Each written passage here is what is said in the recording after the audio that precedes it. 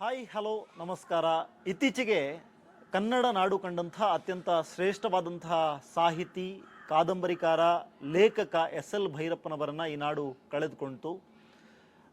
ಆ ಸಂದರ್ಭದಲ್ಲಿ ಸಾಕಷ್ಟು ವಿಷಯಗಳು ಚರ್ಚೆಗೆ ಬಂದವು. ವಿಶೇಷವಾಗಿ ಎಸ್ ಎಲ್ ಭೈರಪ್ಪನವರಿಗೆ ಜ್ಞಾನಪೀಠ ಪ್ರಶಸ್ತಿ ಬರಬೇಕಿತ್ತು, ಭಾರತ ರತ್ನ ಕೊಡಬೇಕು, ಅವರ ಹೆಸರಿನಲ್ಲಿ ಒಂದು ಅಧ್ಯಯನ ಪೀಠವನ್ನು ಸ್ಥಾಪನೆ ಮಾಡಬೇಕು ವಿಶ್ವವಿದ್ಯಾಲಯಗಳಲ್ಲಿ. ಈ ಥರದ ಸಾಕಷ್ಟು ಆಶಯಗಳನ್ನು ಅವರ ಅಭಿಮಾನಿಗಳು ವ್ಯಕ್ತಪಡಿಸಿದರು.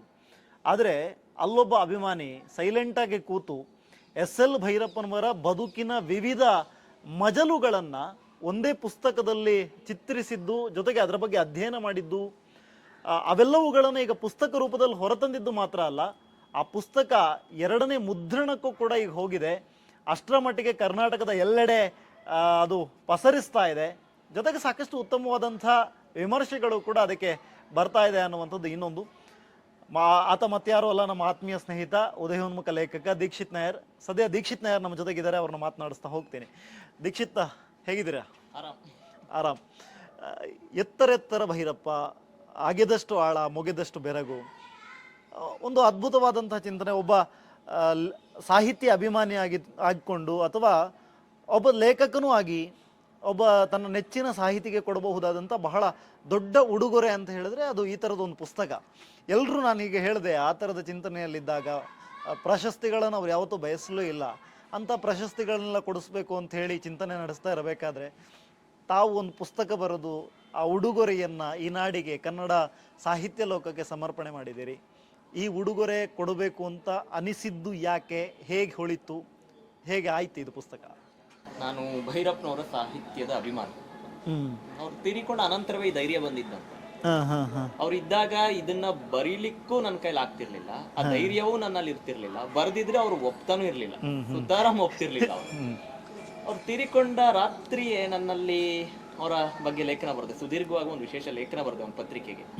ಅದು ಬರಿತಾ ನನಗನ್ನಿಸ್ತು, ಮನುಷ್ಯ ಎತ್ತರ, ಅಗೆದಷ್ಟು ಆಳ, ಮುಗೆದಷ್ಟು ಬೆರಗು, ಎರಡರಲ್ಲೂ ದೀರ್ಘ ಇದೆ ನೋಡಿ. ಅಂದ್ರೆ ನನಗೆ ಈ ಪುಸ್ತಕ ಬರಿತಾ ಓ ಇನ್ನೂ ಇಲ್ಲಿ ಆಳ ಇದೆ, ಬೆರಗಿದೆ ಅಂತ ಅನ್ನಿಸ್ತು. ನನ್ನ ಆತ್ಮೀಯ ಪ್ರಕಾಶಕರು ಸ್ನೇಹ ಬುಕ್ಸ್ನ ಪರಶಿವಪ್ಪನವರು, ಯಾಕೆ ನಾವು ಒಂದು ಪುಸ್ತಕ ಮಾಡಬಾರ್ದು, ಇದು ಬಹಳ ಪೀಕ್ ಟೈಮ್ ಇದೆ, ಎಲ್ರಿಗೂ ಒಂದು ಭಾವನಾತ್ಮಕ ಸೆಳೆತ ಇದೆ ಭೈರಪ್ಪನವ್ರ ಬಗ್ಗೆ, ಹಾಗಾಗಿ ಈಗಲೇ ಒಂದು ಪುಸ್ತಕ ಮಾಡ್ಬಿಡೋಣ, ನಿಮ್ಮಿಂದ ಹಾಗೆ ಆಗತ್ತೆ, ಬರೀರಿ ಅಂತ ಒಂದು ನನಗೆ ಉತ್ಸಾಹ ತುಂಬಿತ್ತು. ನಾನು ರಾತ್ರೋರಾತ್ರಿಯೇ ಡಿಸೈಡ್ ಮಾಡಿದೆ. ಮಾರನೇ ದಿನದಿಂದಲೇ ನನ್ನ ಕೆಲಸ ನಾನು ಪ್ರಾರಂಭ ಮಾಡ್ಕೊಂಡೆ. ಅಧ್ಯಯನ, ಸುತ್ತಾಟ, ಅದರ ಪ್ರತಿಫಲವಾಗಿ ಇವತ್ತು ಎತ್ತರ ಭೈರಪ್ಪ ಪುಸ್ತಕ ನಮ್ಮ ಮುಂದೆ. ದೀಕ್ಷಿತ್, ನಾನು ಕೇಳಬೇಕು ಅಂತ ಅಂದ್ಕೊಂಡೆ, ಯಾಕಂದರೆ ನಾವೆಲ್ಲ ಈಗ ಉದ್ಯೋಗಕ್ಕಂತ ಹೋದಂಥ ಸಂದರ್ಭದಲ್ಲಿ ನಮಗೆಲ್ಲರಿಗೂ ಟೈಮ್ ಸಿಗೋದಿಲ್ಲ. ನಾವು ಒಂದ್ಸಲ ಮನೆಗೆ ಹೋದರೆ ಸಾಕು, 9 to 5 9 to 5 ಜಾಬ್ ಮಾಡಿ ಮನೆಗೆ ಹೋದರೆ ಅಯ್ಯೋ ಸುಸ್ತಾಗಿರುತ್ತೆ. ಅದು ಪತ್ರಕರ್ತರು ಅಂತ ಹೇಳಿದ್ರೆ ಕೇಳಲೇಬೇಡ, ಇನ್ನೂ ಟೈಮ್ ಒಂಥರ ಸ್ಟ್ರೆಸ್ಸು, ಒತ್ತಡ ಇದೆಲ್ಲ ಇರುತ್ತೆ. ಒಂದ್ಸಲ ಹೋಗಿ ಮಲ್ಕೊಂಡ್ರೆ ಸಾಕು ಅಂತ ಅನಿಸಿರುತ್ತೆ. ಈ ಗ್ಯಾಪಲ್ಲಿ ಟೈಮ್ ಇಲ್ಲ. ಬರೀ 1 ತಿಂಗಳ ಅವಧಿಯ ಒಳಗಡೆ ನೀವು ಪುಸ್ತಕ ಹೊರಗಡೆ ತಂದಿರ, 100 ಪೇಜ್ ಪ್ಲಸ್ ಇದೆ ಅದು. ಅಂಥ ಒಂದು ಪುಸ್ತಕ ತರಬೇಕು ಅಂತ ಹೇಳಿದ್ರೆ ತಮಗೆ ಹೇಗೆ ಕೆಲಸ ಮಾಡಿದ್ರಿ? ತುಂಬ ಜನರನ್ನು ಮೀಟ್ ಮಾಡಿದ್ದೀರಾ. ನಾನು ಕೂಡ ಈಗ ಭಿತ್ತಿಯನ್ನು ಓದಿದ್ರೆ ಭಿತ್ತಿಗಿಂತ ಹೊರತಾಗಿ ಎಷ್ಟೋ ವಿಷಯಗಳು ಪುಸ್ತಕದಲ್ಲಿದೆ. ಹೇಗೆ ಅಧ್ಯಯನ ಇತ್ತು ಅಂತ, ಹೇಗೆ ಸಮಯ ಹೊಂದಿಸ್ಕೊಂಡ್ರು? ಸ್ವಸ್ತಿಗೆ ನಿಮ್ಗೆ ಗೊತ್ತಿರೋ ಹಾಗೆ, ನೀವು ಹೇಳಿದ ಹಾಗೆ, ನಾವೆಲ್ಲ ಪತ್ರಕರ್ತರು ಇವತ್ತು ಒಂದು ರೀತಿಯ ಜಂಜಾಟದ ಬದುಕಿದು. ಪತ್ರಕರ್ತ, ಮನೆಗೆ ಮಗ, ಇನ್ನು ಬೇರೆ ಬೇರೆ ಜವಾಬ್ದಾರಿಗಳಿರುತ್ತೆ. ಆದರೆ ಕೆಲವೊಂದು ಕೆಲಸಕ್ಕೆ ತ್ಯಾಗ ಅನ್ನೋದು ಬೇಕಾಗುತ್ತೆ. ನನ್ನ ಪ್ರಕಾರ ದಿನಕ್ಕೆ 24 ಗಂಟೆ, ಹೌದಾ? ಕೆಲವೊಬ್ರಿಗೆ ಬೆಳಗ್ಗೆ 9 ಗಂಟೆಯಿಂದ ಸಂಜೆ 5 ಗಂಟೆ ತನಕ ಕೆಲಸ ಮಾಡಿದ್ರೆ ಅದು ಇಡೀ ಒಂದು ದಿನ. ಅಂದ್ರೆ ನನಗೆ 24 ತಾಸು ಕೆಲಸ ಮಾಡಿದ್ದೀನಿ ನಾನು ಇದಕ್ಕಾಗಿ. ನಾನು ಎಡಿಷನ್ ಕೆಲಸ ಮುಗಿಸಿ ಕೆಲವೊಮ್ಮೆ ಗುರುವಾರ ಶುಕ್ರವಾರ ಮನೆಗೆ ಬರೋದು 12-1 ಗಂಟೆ ಆಗ್ತಾ ಇತ್ತು. 12-1 ಗಂಟೆಯ ನಂತರ ನನ್ನ ಬೇರೆ ರೀತಿ ನಾನು ಬದಲಾಗಬೇಕಿತ್ತು. ಪತ್ರಕರ್ತ ಅನ್ನುವಂಥ ಜವಾಬ್ದಾರಿಯನ್ನ ಪಕ್ಕಕ್ಕಿಟ್ಟು, ವರದಿಗಾರಿಕೆಯನ್ನ ಪಕ್ಕಕ್ಕಿಟ್ಟು, ಇದೊಂದು ರೀತಿಯ ಸೃಜನಶೀಲವಾದ ಸಾಹಿತ್ಯ ಆದ್ರಿಂದ ನನ್ನನ್ನು ನಾನು ಕಟ್ಕೋಬೇಕಿತ್ತು. ಸೊ ನಾನು ರಾತ್ರೋರಾತ್ರಿ ಕೆಲಸ ಮಾಡಿದ್ದೀನಿ ಇದಕ್ಕಾಗಿ. ಸೊ ನಾನೇನು ದೊಡ್ಡದಾದ ಏನೋ ಒಂದು ಬೃಹತ್ತಾದ ಕೃತಿಯನ್ನು ಬರೆದಿದ್ದೀನಿ ಅಂತ ಏನು ನಾನು ಅನ್ಕೊಳ್ಳಲ್ಲ. ಆ ಮಟ್ಟಿಗಿನ ಯಾವುದೇ ಗರ್ವ ಇಲ್ಲ, ಅಹಂಕಾರ ಇಲ್ಲ. ಆದ್ರೆ ಬಹಳ ಪರಿಶ್ರಮ ಇದೆ, ಶ್ರದ್ಧೆ ಇದೆ, ಕಾಯವಾಚ ಮನಸ್ಸ ಪರಿಶುದ್ಧವಾಗಿ ಮತ್ತು ಪ್ರಾಮಾಣಿಕವಾಗಿ ಬರೆದಿದ್ದೀನಿ. ಇದು ಅಧ್ಯಯನಶೀಲ ಕೃತಿ, ಮತ್ತೆ ಬಹಳ ಪರಿಶ್ರಮದಿಂದ ಬರೆದಂತ ಕೃತಿ. ಸೊ ತ್ಯಾಗ ಅಂತೂ ಇದೆ. ಪ್ರತಿಯೊಂದು ಗೆಲುವಿಗೂ ತ್ಯಾಗ ಬೇಕು. ಅದು ತ್ಯಾಗ ಮಾಡ್ಲಿಕ್ಕೆ ನಾನು ಸಿದ್ಧ ಇದ್ದೆ, ಈಗಲೂ ಸಿದ್ಧ ಇದ್ದೀನಿ. ಅದರ ಫಲಶ್ರುತಿಯೇ ಎತ್ತರ ಭೈರಪ್ಪ. ಅದು ಟೈಟಲ್ ಯಾರು ಸಜೆಸ್ಟ್ ಮಾಡಿದ್ದು? ದೀಕ್ಷಿತ್, ನಿಮ್ದೇ ಓನ? ಯಾಕಂದ್ರೆ ಅದು ಎತ್ತರ ಭೈರಪ್ಪ ಅಂದ್ರೆ ನಾನು ಮತ್ತೆ ಮತ್ತೆ ಭೈರಪ್ಪ ಅಂತ ಇತ್ತು ಮೊದಲು. ಹಾ ಹಾ ಹಾ ಮತ್ತೆ ಮತ್ತೆ ಮಾಸ್ತಿ ಅಂತ ಈಗಾಗಲೇ ಒಂದು ಬುಕ್ ಬಂದಿದೆ ಅಂತ ನನ್ನ ಗಮನಕ್ಕೆ ಬಂತು. ನಾನು ಓದಿದ್ದೆ ಕೂಡ. ಬೇಡದು, ಮತ್ತೆ ಮತ್ತೆ ಮಳೆ, ಮತ್ತೆ ಮತ್ತೆ ಮಾಸ್ತಿ, ಈ ರೀತಿ ಪುಸ್ತಕಗಳಿತ್ತು. ನನಗೆ ಭೈರಪ್ಪ ಅಂದ ತಕ್ಷಣ ಎತ್ತರದ ನಿಲುವು, ಎತ್ತರದ ವ್ಯಕ್ತಿತ್ವ, ಎತ್ತರ ಭೈರಪ್ಪ ಒಂದು ಟ್ಯಾಗ್ ಲೈನ್ ಬೇಕಿತ್ತು. ಅಗದಷ್ಟು ಆಳ, ಮೊಗದಷ್ಟು ಬೆರಗು, ಇದು ಬರದ ಮೇಲೆ ಹೊಳಿತು. ಇದು ಪಕ್ಕಾ ಆಗುತ್ತೆ ಅಂದ್ರೆ ಪ್ರಕಾಶಕರು ಮತ್ತೆ ಎಲ್ಲಾ ಸ್ನೇಹಿತರು ಅದ್ಭುತವಾಗಿದೆ.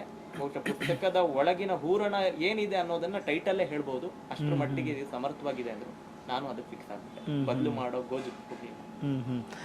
ಹೇಗೆ ಪ್ರಕಾಶಕರೇ ಅಪ್ರೋಚ್ ಆಗಿದ್ದ ಈ ತರದ ಪುಸ್ತಕ ಬರೀರಿ ಅಂತ? ತಾವು ಎಲ್ಲೊಂದ್ ಕಡೆ ಬರ್ಕೊಂಡಿದ್ದು ನಾನು ನೋಡಿದೆ. ಯಾಕಂದ್ರೆ ಪ್ರಕಾಶಕರು ನನ್ನ ಆತ್ಮೀಯರು, ಜೊತೆಗೆ ಅವರೇ ಈ ತರದೊಂದು ಇದ್ ಮಾಡಿ ಪುಸ್ತಕ ಬರೀರಿ ಅಂತ ಹೇಳಿದ ಹಾಗೆ ಇತ್ತು. ಆ ತರ ಹೇಗೆ ಪ್ರಕಾಶಕರೇ ಅಪ್ರೋಚ್ ಆದ್ರ? ಹೌದು. ಈಗ ನನ್ನ ಅವರಿಲ್ಲದೆ ಬದುಕಿನಲ್ಲಿ ಗೆಲ್ಲಬಲ್ಲಿರೋ ಪುಸ್ತಕದ ಬಗ್ಗೆ ನಿಮ್ಗೆ ಗೊತ್ತು. ಅದರ ಡಿಸ್ಟ್ರಿಬ್ಯೂಟರ್, ವಿತರಕರು ಇಡೀ ನಾಡಿಗೆ ಅದನ್ನ ತಲುಪಿಸುವಂತ ಕೆಲಸ ಮಾಡಿದ್ದು ಸ್ನೇಹ ಬುಕ್ಸ್ನ ಪರಿಶೋಧನೆ. ನಮ್ಮ ಅವರಿಲ್ಲದೆ ಬದುಕಿನಲ್ಲಿ ಗೆಲ್ಲಬಲ್ಲಿರೋ ಪುಸ್ತಕ ತಂದಿದ್ದು ನನ್ನದೇ ಸ್ನೇಹಿತ, ಅವನ ಪ್ರಕಾಶನದಿಂದ ಪೃಥ್ವಿ ಸೂರಿ. ಆದ್ರೆ ಪುಸ್ತಕವನ್ನ ವಿತರಣೆ ಮಾಡಿದ್ದು ಪರಶಿವಪ್ಪನವರು. ಆ ಪುಸ್ತಕವನ್ನ ನೋಡಿ ಅವ್ರಿಗೆ ನನ್ನಲ್ಲಿ ಏನೋ ಒಂದು ಬರಿಬಲ್ಲೆ, ನಾನು ಬರದ್ದು ಬದುಕಬಲ್ಲ ಈ ಹುಡುಗ ಅಂತ ಅನ್ಸಿರ್ಬಹುದು, ಗೊತ್ತಿಲ್ಲ. ಹಾಗ ಅನ್ಸಿದ್ದ ಕೂಡ್ಲೆ ನನಗೆ ಒಂದು ಪುಸ್ತಕ ಬರ್ಸ್ಬಿಟ್ರು, ಅವರ ಕೈ ಹಿಡಿದು ನಡೆಯೋಣವೇ. ಆ ಪುಸ್ತಕ ಬರ್ದಿದ್ದು ನಾನು 15 ದಿನಗಳಲ್ಲಿ. ಅದು ಕೂಡ ಇನ್ನೇನು ಆ ಪುಸ್ತಕ ಬಿಡುಗಡೆಯಾಗಿ 15-20 ದಿನ ಆಗಿದೆ. ಎಲ್ಲ ಮಳಿಗೆಗಳಲ್ಲಿ ಸಿಗ್ತಾ ಇದೆ. ಭೈರಪ್ಪನವ್ರ ಬಗ್ಗೆ ರಾತ್ರೋರಾತ್ರಿ ಮಾತನಾಡ್ತಾ ಇದ್ದೀನಿ ಅವ್ರ ಹತ್ರ, ಪುಸ್ತಕ ತಂದ್ಬಿಡೋಣ. ನಾನ್ ರೆಡಿ ಸರ್ ಅಂದೆ. ಫಸ್ಟ್ ಭಯ ಆಯ್ತು, ಬಟ್ ಅದ್ರ ನನ್ನಲ್ಲಿ ಒಂದು ಧೈರ್ಯ ಇತ್ತು. ಅಲ್ಲ, ಒಬ್ಬ ಲೇಖಕನಿಗೆ ಪ್ರಕಾಶಕರು ಈ ತರ ಧೈರ್ಯ ಕೊಡ್ತಾರೆ ಅಂತಂದ್ರೆ ಭೈರಪ್ಪನವ್ರ ಬಗ್ಗೆ ಎಳೆ ನಿಂಬೆಕಾಯಿ ನಾನು. ಈಗ ನಮ್ಮ ಪತ್ರಿಕೋದ್ಯಮದ ಭಾಷೆಯಲ್ಲಿ ಹೇಳೋದಾದ್ರೆ ಎಳೆ ನಿಂಬೆಕಾಯಿ ಪತ್ರಕರ್ತ, ಎಳೆ ನಿಂಬೆಕಾಯಿ ಲೇಖಕ ನಾನು. ನನ್ನನ್ನು ನಂಬಿ ಅವರು ನೀವು ಬರಿಬಲ್ರಿ ಅಂತ ಅಂದ್ರು. ಅಂದ್ರೆ ಅವರಿಗೆ ನನ್ನ ಅಧ್ಯಯನದ ಬಗ್ಗೆ ಅವರಿಗೆ ನಂಬಿಕೆ ಇತ್ತು, ನನ್ನ ಬರಹದ ಬಗ್ಗೆ ನಂಬಿಕೆ ಇತ್ತು, ಮತ್ತೆ ಈ ಹುಡುಗ ರಾತ್ರೋರಾತ್ರಿ ಕೆಲಸ ಮಾಡಬಲ್ಲ ಅನ್ನುವಂತ ನಂಬಿಕೆ ಇತ್ತು. ಸೊ ಅದೆಲ್ಲದರ ಒಂದು ಅವರ ನಂಬಿಕೆ, ಅವರ ಪ್ರೀತಿ, ಅವರ ಒತ್ತಾಸೆಯಿಂದ ಮತ್ ನಾನು ಏನೇ ಇದ್ರು ನನ್ನ ಗೆಳೆಯನ್ಗೆ ಹೇಳ್ತೀನಿ, ನೀನ್ ಮಾಡ್ಕೆ, ಯು ಕ್ಯಾನ್ ಅಂತ. ಎಸ್ ಐ ಕ್ಯಾನ್ ಅನ್ನಿಸ್ತು. ಆಮೇಲೆ ದೀಕ್ಷಿತ್, ನಿಮ್ದು ನಾನು ಅಬ್ಸರ್ವ್ ಮಾಡಿದ್ದು ಬೇರೆ, ಈಗ ಅವರಿಲ್ಲದೆ ಬದುಕಿನಲ್ಲಿ ಗೆಲ್ಲಬಲ್ಲಿರೋ ಪುಸ್ತಕ ಆಗಿರ್ಬೋದು, ಅಥವಾ ತಮ್ಮ ಮೊದಲ ಪುಸ್ತಕ ಆಗಿರ್ಬೋದು, ಅದೆಲ್ಲ ನೋಡಿದ್ರೆ ಅದೊಂಥರ ಬೇರೆ ಜಾನರು, ಇದು ಬೇರೆ ಜಾನರು. ಹೇಗೆ ಹೊಂದಾಣಿಕೆ ಆಯಿತು? ಅಂದರೆ ನೀವು ಎಷ್ಟು ಶಾರ್ಟ್ ಟೈಮಲ್ಲಿ ಬರಿಬೇಕು ಅಂತ ಹೇಳಿದ್ರೆ ಅದು ಕೂಡ ಒಂದು ಸ್ವಲ್ಪ ಮಾನಸಿಕವಾಗಿ ನೀವು ಸದೃಢರಾಗಿರ್ಬೇಕಲ್ಲ. ಈಗ ದೀಕ್ಷಿತ್ ಅಂದ್ರೆ ಏನಂದ್ರೆ ಮೋಟಿವೇಶನಲ್ ಲೇಖನಗಳನ್ನ ಬರೆಯೋನು ಅನ್ನೋದಕ್ಕೆ ಫಿಕ್ಸ್ ಆಗ್ಬಿಟ್ರು ಓದುಬ್ರು. ಅದರ ಹೊರತಾಗಿ ನಾನು ಏನೇ ಬರೆದ್ರು ಕೂಡ ಅಕ್ಸೆಪ್ಟ್ ಮಾಡ್ಕೋತಾ ಇದ್ರು. ಆದ್ರೆ ಏನಾಗ್ತಾ ಇತ್ತು ಅಂದ್ರೆ, ಈ ಮೋಟಿವೇಶನಲ್ ಅಷ್ಟೇ ಬರೀಬೇಕು ನೀವು ಅದನ್ನ ಮಾತ್ರ ಅದ್ಭುತವಾಗಿ ಬರೀಬಲ್ರಿ. ಮತ್ತೆ ಹಾಯ್ ಬೆಂಗಳೂರಿನಲ್ಲಿ ಭಾವನಾ ಬೆಳಗೆರೆಯೂ ಅಷ್ಟೇ, ನಾನು ಬೇರೆ ಯಾವ್ದಾದ್ರು ಸೀರಿಯಸ್ ಆಗಿ ಯುದ್ಧ ಇತಿಹಾಸ ಅಂತ ಬರೆದ್ರೆ ಇದಲ್ಲ ನೀನ್ ಬರಿಬೇಕಾಗಿರೋದು ಹ್ಯೂಮನ್ ಇಂಟ್ರೆಸ್ಟ್. ಹಾಗಾಗೋಯ್ತು. ನನ್ನ ಯಶೋದೀಕ್ಷೆ, ಅವರಿಲ್ಲದೆ ಬದುಕಿನಲ್ಲಿ ಗೆಲ್ಲಬಲ್ಲಿರ, ಅವರ ಕೈ ಹಿಡಿದು ನಡೆಯೋಣವೇ, ಎಲ್ಲವೂ ಕೂಡ ಹ್ಯೂಮನ್ ಇಂಟ್ರೆಸ್ಟ್ ಸ್ಟೋರಿಯೇ ಆಗೋಯ್ತು. ನಾನು ಕತೆ ಬರೀಬಲ್ಲೆ, ಕಾದಂಬರಿ ಬರೀಬಲ್ಲೆ. 2 ಐತಿಹಾಸಿಕ ಕಾದಂಬರಿ ರೆಡಿ ಇದೆ. ಅದು ನಾನು ಈಗ ಫೀಲ್ಡ್ ವರ್ಕ್ ಮಾಡಿದ್ರೆ ಅದು ಇನ್ನೊಂದು ವರ್ಷದಲ್ಲಿ ಅದು ಕೂಡ ಹೊರಗೆ ಬರುತ್ತೆ, ಹೆರಿಗೆ ಆಗುತ್ತೆ. ಹೀಗಿದ್ದಾಗ ನನಗೆ ಒಂದು ಚಾಲೆಂಜಿಂಗ್ ಇತ್ತು. ಇಲ್ಲ, ಬೇರೆ ದೀಕ್ಷಿತ್ ಬೇಕು, ನನ್ನನ್ನು ನಾನು ಕಂಡುಕೋಬೇಕಿತ್ತು. ನಾನು ಬೇರೆ ಬರಹವನ್ನ ಬರೀಬಲ್ಲೆ ಅಂತ ನನ್ನ ದಾಖಲೆ ನಾನೇ ಮುರಿಬೇಕಿತ್ತು. ಸೊ ಹಾಗಾಗಿ ನಾನು ಸದ್ಯಕ್ಕೆ ಮೋಟಿವೇಶನಲ್ ಎಲ್ಲ ಪಕ್ಕಕ್ಕಿಟ್ಟು ಒಂದು ಹೊಸ ಪ್ರಯೋಗ, ಹೊಸ ಜಾನರ್ ಇದು. ಈಗ ನನ್ಗೊಂದು ರೀತಿ ನೆಮ್ಮದಿ ಇದೆ. ಅದಕ್ಕಿಂತಲೂ ಹೆಚ್ಚಿನ ನೆಮ್ಮದಿ ಪುಸ್ತಕ ಕೊಟ್ಟಿದೆ ನನಗೆ. ಸೊ ಹಾಗಾಗಿ ಇದು ಒಂದು ಹೊಸ ಚಾಲೆಂಜ್ ನನಗೆ. ಬಹಳ ಅದ್ಭುತವಾದ ಕೆಲಸ ಆಯ್ತು. ದೀಕ್ಷಿತ್ ಈ ತರ ಪುಸ್ತಕಗಳನ್ನ ಬರೀತಾ ಹೋದಾಗ ಸಾಕಷ್ಟು ನಮಗೆ ಸಕ್ಸಸ್ ಅಂತ ಅನ್ಸೋದು ಯಾವಾಗ ಅಂತ ಹೇಳಿದ್ರೆ, ಒಂದು ಈಗ ಸಿನಿಮಾದಲ್ಲಿ ನೋಡ್ತಾ ಹೋದ್ರೆ ನಾವು ಅದರ ಸಿನಿಮಾದ ಕಲೆಕ್ಷನ್ ಎಷ್ಟಾಯ್ತು ಅಂತ ಕೇಳ್ತಾರೆ. ಪುಸ್ತಕದ ವಿಚಾರಕ್ಕೆ ಬಂದ್ರೆ ಪುಸ್ತಕ ಎಷ್ಟು ಸಲ ಬಿಡುಗಡೆಗೊಳ್ತು ಅಂತ ಕೇಳ್ತಾರೆ. ತಮ್ಮದು ಬರೆದು ಒಂದು ವಾರನೂ ಆಗಿಲ್ಲ ಅನ್ಸುತ್ತೆ, 3-4 ದಿನದಲ್ಲಿ 2ನೇ ಮುದ್ರಣಕ್ಕೆ ಹೋಯ್ತು ಪುಸ್ತಕ. ಜೊತೆಗೆ ನಾನು ಅಬ್ಸರ್ವ್ ಮಾಡಿದ ಹಾಗೆ ತಾವು ಎಕ್ಸ್ಪೆಕ್ಟು ಮಾಡಿರ್ಲಿಕ್ಕಿಲ್ಲ, ಅಷ್ಟು ಜನ ಅದಕ್ಕೆ ರಿವ್ಯೂ ಬರೆದ್ರು, ಅಷ್ಟು ಜನ ಅದಕ್ಕೆ ವಿಶಸ್ ಬರೆದ್ರು. ಇದ್ರ ಬಗ್ಗೆ ಎಲ್ಲ ನೋಡಿದಾಗ ಏನನ್ಸುತ್ತೆ? ಹೂವಿನ ಜೊತೆಗೆ ನಾರು ಸ್ವರ್ಗ ಸೇರಿತು ಅನ್ನೋ ಮಾತಷ್ಟೇ, ಇನ್ನೇನು ಹೆಚ್ಚಿಂದ ನಾನು ಹೇಳಲ್ಲ. ಅದು ಭೈರಪ್ಪನವ್ರ ಶಕ್ತಿ. ಆ ಕೆಲಸ ನನ್ನಿಂದ ಆಗ್ಬೇಕಿತ್ತು ಅನ್ನುವಂಥದ್ದು ಋಣ ಇತ್ತೇನೋ, ಅವ್ರ ಆಶೀರ್ವಾದ ಇತ್ತು. ಅವರ ತೀರಿಕೊಳ್ಳುವ ಕೆಲವು ತಿಂಗಳ ಹಿಂದೆ ಅಷ್ಟೇ ಹೋಗಿ ಅವರನ್ನ ವಾಕ್ ಮಾಡ್ತಿದ್ದೆ ನಾನು. ಎಲ್ಲ ಪಬ್ಲಿಕ್ ಟಿವಿಯಿಂದ ಹಿಡಿದು ಬೇರೆ ಬೇರೆ ಸೋಷಿಯಲ್ ಮೀಡಿಯಾಗಳಲ್ಲೆಲ್ಲ ಅದು ಹರಿದಾಡ್ತು. ನನಗೆ ಆ ಕ್ಷಣಕ್ಕೂ ಕೂಡ ಭೈರಪ್ಪನವ್ರ ಬಗ್ಗೆ ನಾನು ಬರಿತೀನಿ ಅನ್ನುವಂತ ಕಲ್ಪನೆಯೇ ಇರ್ಲಿಲ್ಲ. ಅವ್ರು ತೀರ್ಕೊಂಡ್ರು. ನನ್ನ ಏನೋ ಒಂದು ರೀತಿಯ ನನ್ನದೇ ಮನೆಯ ಹಿರಿಯನನ್ನ ಕಳೆದುಕೊಂಡಂತ ಅನಾಥ ಪ್ರಜ್ಞೆ ಮತ್ತು ಒಂದು ತಬ್ಲಿತನ ಕಾಡ್ತು ನನ್ನಲ್ಲಿ. ಸೊ ಹೀಗಿದ್ದಾಗ ನಿರೀಕ್ಷೆ ಇತ್ತು ಭೈರಪ್ಪನವ್ರ ಶಕ್ತಿ ಅಂತದ್ದು ಪುಸ್ತಕ ಹೋಗೇ ಹೋಗುತ್ತೆ. ಪುಸ್ತಕ ಹೋಗುತ್ತೆ ಅಂತ ನಾನೇನೋ ಕಸ ಬರೀಬಾರ್ದು. ನಾನು ಕೂಡ ಒಬ್ಬ ಲೇಖಕ ಆದವನು, ಕಂಟೆಂಟ್ ಕೂಡ ಅಷ್ಟೇ ಸ್ಟ್ರಾಂಗ್ ಆಗಿ ಕೊಡ್ಬೇಕು ಅಂತ ಅನ್ನಿಸ್ತು. 3 ದಿನಗಳಲ್ಲೇ 1000 ಪ್ರತಿಗಳು ಮಾರಾಟ ಆಯ್ತು. ಅದು ಭೈರಪ್ಪನವರ ಶಕ್ತಿ. ಮತ್ತದೇ ಮಾತು, ಹೂವಿನ ಜೊತೆಗೆ ನಾರು ಸ್ವರ್ಗ ಸೇರಿದ ಭಾವ ಅಷ್ಟೇ ನಾನು. ದೀಕ್ಷಿತ್, ಈ ತರದ ಪುಸ್ತಕಗಳನ್ನು ಬರೆದಿದ್ರಿ. ಜೊತೆಗೆ ಭೈರಪ್ಪನವರ ಜೊತೆಗೂ ಕೂಡ ನನ್ನ ಪ್ರಶ್ನೆ ಅದೇ ಇತ್ತು, ಭೈರಪ್ಪನವರನ್ನ ಭೇಟಿಯಾಗಿದ್ರ ಅಂತ ತಾವೇ ಹೇಳಿದ್ರಿ. ಭೈರಪ್ಪನವರನ್ನ ಕೊನೆ ಇದರಲ್ಲಿ ಒಂದಿಷ್ಟು ದಿನಗಳಲ್ಲಿ ನಾನು ಅವ್ರನ್ನ ಕೈ ಹಿಡ್ದೆಲ್ಲ ನಡೆಸಿದ್ದೆ ಅಂತ. ಭೈರಪ್ಪನವ್ರ ಜೊತೆಗೆ ಮಾತನಾಡಿದಂಥ ಒಂದಿಷ್ಟು ವಿಷಯಗಳು ಯಾವುದಾದ್ರೂ ಇದೆಯಾ? ನೀವು ಮಾತಾಡಿದ್ರ ಅಥವಾ ಪುಸ್ತಕಕ್ಕೆ ಸಂಬಂಧಪಟ್ಟ ಹಾಗೆ ಯಾವುದಾದ್ರೂ ಘಟನೆ ಅದರಲ್ಲಿ ಇದೆಯಾ ನೆನಪಿಸ್ಕೊಳ್ಳೋದು? 3-4 ಬಾರಿ ಅವ್ರನ್ನ ಭೇಟಿ ಮಾಡಿದ್ದೆ. ನಾನು ಹೈಸ್ಕೂಲ್ ದಿನಗಳಿದ್ದಾಗ್ಲಿಂದನೂ ಭೈರಪ್ಪನವ್ರನ್ನ ಓದ್ಕೊಂಡು ಬಂದ. ಅವರ ಗತ ಜನ್ಮ, ಭೀಮಕಾಯ, ಬೆಳಕು ಮೂಡಿತು, ಧ್ಯಾನ, ಭಿತ್ತಿಯನ್ನ ನಾನು SSLC ಓದಿದ್ದೆ. ಬಟ್ ಅದನ್ನ ಅರಗಿಸ್ಕೊಳ್ಳುವಷ್ಟು ಪ್ರಬುದ್ಧತೆ ಆಗಿರ್ಲಿಲ್ಲ. ಮತ್ತೆ PU ದಿನಗಳಲ್ಲಿ, ಹೈಸ್ಕೂಲ್ ದಿನಗಳಲ್ಲಿ ಮತ್ತೆ ಓದ್ತೆ. ಅವ್ರ ಎಲ್ಲ ಪುಸ್ತಕಗಳನ್ನು ಓದಿದ ತೃಪ್ತಿ ಮತ್ತು ಆತ್ಮಾಭಿಮಾನ ನನಗಿದೆ. ಹೀಗಿದ್ದಾಗ 2019 ಕೋವಿಡ್ ಮಹಾಮಾರಿ ಇದ್ದಂತಹ ಸಮಯದಲ್ಲಿ ಅವರಿಗೆ ಪದ್ಮ ಪ್ರಶಸ್ತಿ ಬಂದಾಗ ಮೈಸೂರಿನಲ್ಲಿ ಒಂದು ಸನ್ಮಾನ ಇತ್ತು, ದೊಡ್ಡ ಸನ್ಮಾನ. ಆ ಸನ್ಮಾನ ಇದ್ದಾಗ ಏನಾಯ್ತು, ನಾನು ಹೋದೆ. ಸರ್, ನಿಮ್ಮ ಧರ್ಮಶ್ರೀ ಓದಿದ್ದೀನಿ, ನಾನು ಆವರಣ ಓದಿದ್ದೀನಿ, ಅದ್ರ ಬಗ್ಗೆ ಮಾತನಾಡ್ತೀನಿ ಅಂದ್ಬಿಟ್ಟು ಅವ್ರು ಹೀಗೆ ಕಾರ 10 ಗಳಿಗೆ ಎಷ್ಟೊಳಗೆ 2 ನಿಮಿಷ ಮಾತಾಡಿದೆ. ಏನಪ್ಪ ಇಷ್ಟೆಲ್ಲ ಓದ್ಬಿಟ್ಟು ಗೊತ್ತಲ್ಲ ಅವ್ರ ಮಾತು, ನಗುವೇ ಇಲ್ಲ. ಪರವಾಗಿಲ್ವೇ, ಓದಿದ್ಯಾ? ಖುಷಿ ಆಯ್ತು ಅಂದ್ರು. ಅದಾದ್ಮೇಲೆ ನಾನು ನನ್ನ ಸ್ನೇಹಿತರ ಜೊತೆಗೆ 6 ತಿಂಗಳ ಅವಧಿಯೊಳಗೆ ಅವ್ರ ಮನೆಗೆ ಹೋದೆ, ನೇರ ಹೊರಟೋದೆ. ಮಾತಿಗೆ ಸಿಕ್ಕಿದ್ರು, ತುಂಬಾ ಹೊತ್ತು ಮಾತನಾಡಿದ್ವಿ. ಸರ್, ಮತ್ತೇನು ಬರೆಯಲ್ವಾ ನೀವು ಅಂತೆಲ್ಲ ಕೇಳಿದೆ. ಉತ್ತರಾಖಂಡವೇ ಅವರ ಕೊನೆಯ ಕಾದಂಬರಿ. ನಾನು ಬರೆದ್ರೆ ಓದಿದ್ರು ಅದನ್ನ ಅಕ್ಸೆಪ್ಟ್ ಮಾಡ್ಕೋತಾರೆ ಗೊತ್ತು, ಆದ್ರೆ ನನ್ನಲ್ಲಿ ಸರಕು ಖಾಲಿಯಾಗಿದೆ, ವಯಸ್ಸು ಆಗಿದೆ, ಅಧ್ಯಯನ ಮತ್ತು ಸುತ್ತಾಟವಿಲ್ಲದೆ ನಾನು ಏನನ್ನೂ ಬರೆದಲ್ಲ. ಓದಿದ್ರು ನನ್ನನ್ನು ಒಪ್ಕೋತಾರೆ ಅಂದ ಕಾರಣಕ್ಕೆ ಏನೇನೇನೋ ಬರೆದು ಅವ್ರಿಗೆ ಮೋಸ ಮಾಡ್ಲಿಕ್ಕೆ ನನ್ಗೆ ಇಷ್ಟ ಇಲ್ಲ ಅಂದ್ರು. ಆಗ ಅವ್ರ ವಯಸ್ಸು ಹೆಚ್ಚು ಕಡಿಮೆ 90 ಇತ್ತು. ಅದಾದ ನಂತರ ನಾನು ಮತ್ತೆ ಭೇಟಿಯಾದದ್ದು ಅವರನ್ನ ಬೆಂಗಳೂರಿನಲ್ಲೇ ಮತ್ತೊಂದು ಕಾರ್ಯಕ್ರಮದಲ್ಲಿ ದೂರದಿಂದ. ಆಗ ಯಾರ್ಯಾರು ನನ್ನ ಪರ್ವ ಓದಿದ್ದೀರಿ ಅಂದಾಗ ಕೈ ಎತ್ತಿದವರು 10 ಜನ. 10 ಜನದಲ್ಲಿ ನಾನೂ ಒಬ್ಬ ಆಗಿದ್ದೆ. ಆಗ ಅವರು ನನ್ನ ಬಹಳ ವಿಶೇಷವಾಗಿ ನೋಡುದು. ಅದಾದ ನಂತರ ವಿಶ್ವೇಶ್ವರ ಭಟ್ರು ಮನೆಗೆ ಬಂದ್ರು. ಭಟ್ರು ಒಂದು ಮೀಟಿಂಗ್ ನಲ್ಲಿ ಭೈರಪ್ಪನವ್ರ ಮನೇಲಿ ಇದ್ದಾರೆ ಅಂದಾಗ ಎಂತ ಭಾಗ್ಯ ಇದು ಭಟ್ರಿಗೆ. ಅವರ ಅಭಿಮಾನಿಗಳು ಪ್ರಪಂಚದಲ್ಲಿ ಕೋಟ್ಯಾಂತರ ಅಭಿಮಾನಿಗಳಿದ್ದಾರೆ, ಯಾರ ಮನೆಗೆ ಬೇಕಾದ್ರೂ ಹೋಗ್ಬೋದಿತ್ತು.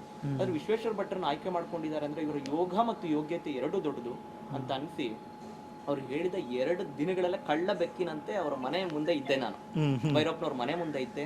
ಮರಗುಳಿ ಕಾಲೆ ಆವರಿಸ್ಬಿಟ್ಟಿತ್ತು. ನನ್ನ ಹೆಸರು ಕೇಳಿದ್ರು, ಊರು ಕೇಳಿದ್ರು. ನಾಯರ್ ಅಂದ ತಕ್ಷಣ ಕೇರಳದವರ ನೀವು, ಮಂಡ್ಯದಲ್ಲಿ ಹೇಗಿದ್ದೀರಿ ಅಂತಂದ್ರು. ಅದಾದ ನಂತರ 1 ಗಂಟೆ ಅಷ್ಟೊಳಗೆ ವಾಕಿಂಗ್ ಮುಗಿಸ್ ಮನೆ ಹೋಗೋಷ್ಟೊಳಗೆ ಯಾರು ನೀವು ಅಂತ ಮತ್ತೆ ಕೇಳಿದ್ರು. ಅಷ್ಟು ಅವ್ರಿಗೆ ಡಿಮೆನ್ಷಿಯಾ ಕಾಯಿಲೆ ಪ್ರಾರಂಭ ಆಗಿತ್ತು. ಅವ್ರ ಜೊತೆಗೆ ಫೋಟೋ ತೆಗೆಸ್ಕೊಂಡೆ. ಅದನ್ನ ಬರದೆ ಕೂಡ 1-2 ಸಾಲ ಬರದೆ. ಅವ್ರು ತೀರಿಕೊಂಡ ನಂತರ ನಿಮ್ಗೆ ಗೊತ್ತಿಲ್ಲ, 40 ನಿಮಿಷಗಳಲ್ಲಿ ನಾನು 2,500 ಪದಗಳನ್ನು ಪತ್ರಿಕೆ ಪ್ರಕಟನೂ ಆಯ್ತು. ಓಕೆ. ಈಗ ದೀಕ್ಷಿತ್ ನಾಯರ್ ಮಂಡ್ಯದವರ, ದೀಕ್ಷಿತ್ ನಾಯರ್ ಅವರ ಹಿನ್ನೆಲೆ ಹೇಳೋದಾದ್ರೆ, ಯಾಕಂದ್ರೆ ಮಂಡ್ಯದ ಗಂಡು ಬೆಂಕಿ ಚೆಂಡು. ಮೂಲತಃ ತಾತ ಕೇರಳ, ಮಾತೃಭಾಷೆ ಮಲಯಾಳ. ನಂಗೆ ಮಲಯಾಳ ಸಾಹಿತ್ಯವು ಓದಬಲ್ಲೆ, ಬರೀಬಲ್ಲೆ, ಮಾತನಾಡಬಲ್ಲೆ. ನಾನು ಹುಟ್ಟು ಬೆಳೆದಿದ್ದೆಲ್ಲ ಮಂಡ್ಯ ಆದ್ರಿಂದ ಕನ್ನಡ ನನ್ನ ಅನ್ನದ ಭಾಷೆ, ನನ್ನ ಆತ್ಮದ ಭಾಷೆ, ನನ್ನ ಬದುಕು ಮತ್ತು ನನ್ನ ಅಸ್ತಿತ್ವ ಕನ್ನಡ. ತಾವು ತುಂಬ ಸಲ ಬರ್ಕೊಳ್ಳುವಾಗ, ಮಾತಾಡುವಾಗ ತುಂಬ ಕಡೆ ತಮ್ಮ ತಾತನ ಬಗ್ಗೆ ಹೇಳಿದ್ದೀರಾ. ಮೊದಲಿಗೆ ನನಗೆ ಪುಸ್ತಕ ತಂದು ಕೊಡ್ತಾ ಇದ್ದಿದ್ದೆ, ಓದಿಸಿದ್ದು, ಓದು ಅಂತ ಎಲ್ಲ ಹೇಳಿದ್ದು ತಾತ ಅಂತ. ತಾತ ಮತ್ತು ಭೈರಪ್ಪ ಏನಾದರೂ ಕನೆಕ್ಷನ್ ಇದೆಯಾ? ತುಂಬಾ. ಅದನ್ನು ಹೇಳೋದು. ನಾನು ಭೈರಪ್ಪನವ್ರನ್ನ ಸಂತನ್ ಅಂತ ಲೇಖಕ ಅಂತ ಕರೆದಿದ್ದೀನಿ. ನಮ್ಮ ತಾತ ಅದ್ಭುತವಾಗಿ ಬರೀತಾ ಇದ್ರು. ಅಜ್ಞಾತವಾಸಿ, ಅವರಿಗೆ 10 ಭಾಷೆ ಬರ್ತಾ ಇತ್ತು. ನಾನು ಹುಟ್ಟು ವಾಚಾಳಿ, ಬರೀ ಭಾಷಣ ಮಾಡ್ಕೊಂಡೇ ಇದ್ದೆ. ಬರೆಯೋದ್ ಕಡಿಮೆ, ನಾವು ಮಾತನಾಡೋರು ಬರೆಯೋದ್ ಕಡಿಮೆ. ಬಟ್ ತಾತ, ನೀನ್ ಮಾತನಾಡ್ಕೊಂಡಿದ್ರೆ ಏನು ಉದ್ಧಾರ ಆಗಲ್ಲ, ನೀನ್ ಬರೀಬೇಕು ಅಂತ ಅಂದು ಅವ್ರು ಕನ್ನಡ ಕಲ್ತಿದೆ ದೊಡ್ಡ ರೋಮಾಂಚನ ಬಿಡಿ. ಅದು ಮಂಡ್ಯದಲ್ಲಿ ಬಂದ್ ಕನ್ನಡ ಕಲ್ತಿ ಅಂದ್ರು, ಯಾರೋ ಕಲಿಸ್ಲಿಲ್ಲ. ಊರಿನ ಗೌಡ್ರು ಏನೋ ವಾಚಮಗೋಚರ ಬೈದ್ರು ಅಸಭ್ಯವಾಗಿ. ಅದನ್ನೇ ಚಾಲೆಂಜಿಂಗ್ ಆಗಿ ತಗೊಂಡು ಕನ್ನಡ ಕಲ್ತ್ರು. ಆ ಕನ್ನಡ ಕಲ್ತು ನಮಗ್ ಓದಿಸಿದ್ರು ಅಂತ. ಕುಮಾರವ್ಯಾಸನಿಂದ ಹಿಡಿದು ವಸುಧೇಂದ್ರರ ತನಕನೂ ಅವ್ರ ಪರಿಚಯ ಇತ್ತು ಅಂತ. ತಾತ ತೀರ್ಕೊಂಡೆ 10 ವರ್ಷ ಆಯ್ತು. ಅವ್ರಿಗೆ ಜೋಗಿ ಗೊತ್ತಿತ್ತು, ವಸುಧೇಂದ್ರ ಗೊತ್ತಿತ್ತು, ಬೇಂದ್ರೆಯು ಗೊತ್ತಿತ್ತು, ಅಡಿಗರು ಗೊತ್ತಿತ್ತು, ಪ್ಯಾಬ್ಲೋ ನೆರೂಡ ಗೊತ್ತಿತ್ತು, ಬೋಧಿಲೇರ್ ಗೊತ್ತಿತ್ತು, ವರ್ಡ್ಸ್ವರ್ತ್ ಗೊತ್ತಿತ್ತು. ಅಲ್ಲಿ ಹೋದ್ರೆ ಕುಮಾರನಾಶನ್ ಗೊತ್ತಿತ್ತು, ಅಲ್ಲಿ ಹೋದ್ರೆ ಶಂಕರ್ ಕೃಪನ್ ಅಂತ ಮಲಯಾಳಂನ ಸಾಹಿತಿ ಗೊತ್ತಿತ್ತು. ಎಲ್ಲರನ್ನ ನನ್ನ ಮನೆ ಅಂಗಳದಲ್ಲೇ ತಂದು ಕೂರಿಸ್ತಾ ಇದ್ರು ಅಂತ. ಅಂದ್ರೆ ತಮ್ಮ ಮಾತಿನ ಮೂಲಕ, ಅವರ ಕೃತಿಯ ಮೂಲಕ ಅಷ್ಟು ಓತಪ್ರೋತವಾಗಿ ಅವ್ರ ಬಗ್ಗೆ ನಮಗೆ ಹೇಳ್ಕೊಡ್ತಾ ಇದ್ರು ಅಂತ. ನನಗೆ ತಾತ ಕಲಿಸಿದ್ದು ಮೊದಲು ಕಗ್ಗ, ಭಗವದ್ಗೀತೆ. ಇವತ್ತೇನಾದ್ರೂ ನಮ್ಮ ಭಾಷೆ ನಿಮ್ಗೂ ಗೊತ್ತಿರುತ್ತೆ, ನಿಮ್ಮ ಭಾಷೆ, ನೀವೊಬ್ಬ ಭಾಷಣಕಾರಾಗಿ ನಿಮ್ಮ ಭಾಷೆ ಏನಾದ್ರು ಸ್ಪಷ್ಟವಾಗಿದೆ, ಅಷ್ಟು ಸುಲಲಿತವಾಗಿ ನೀವು ಮಾತನಾಡಬಲ್ರಿ ಅಂದ್ರೆ ಅದು ನಮಗೆ ಸಿಕ್ಕ ತಾಲೀಮು ಅಂತ.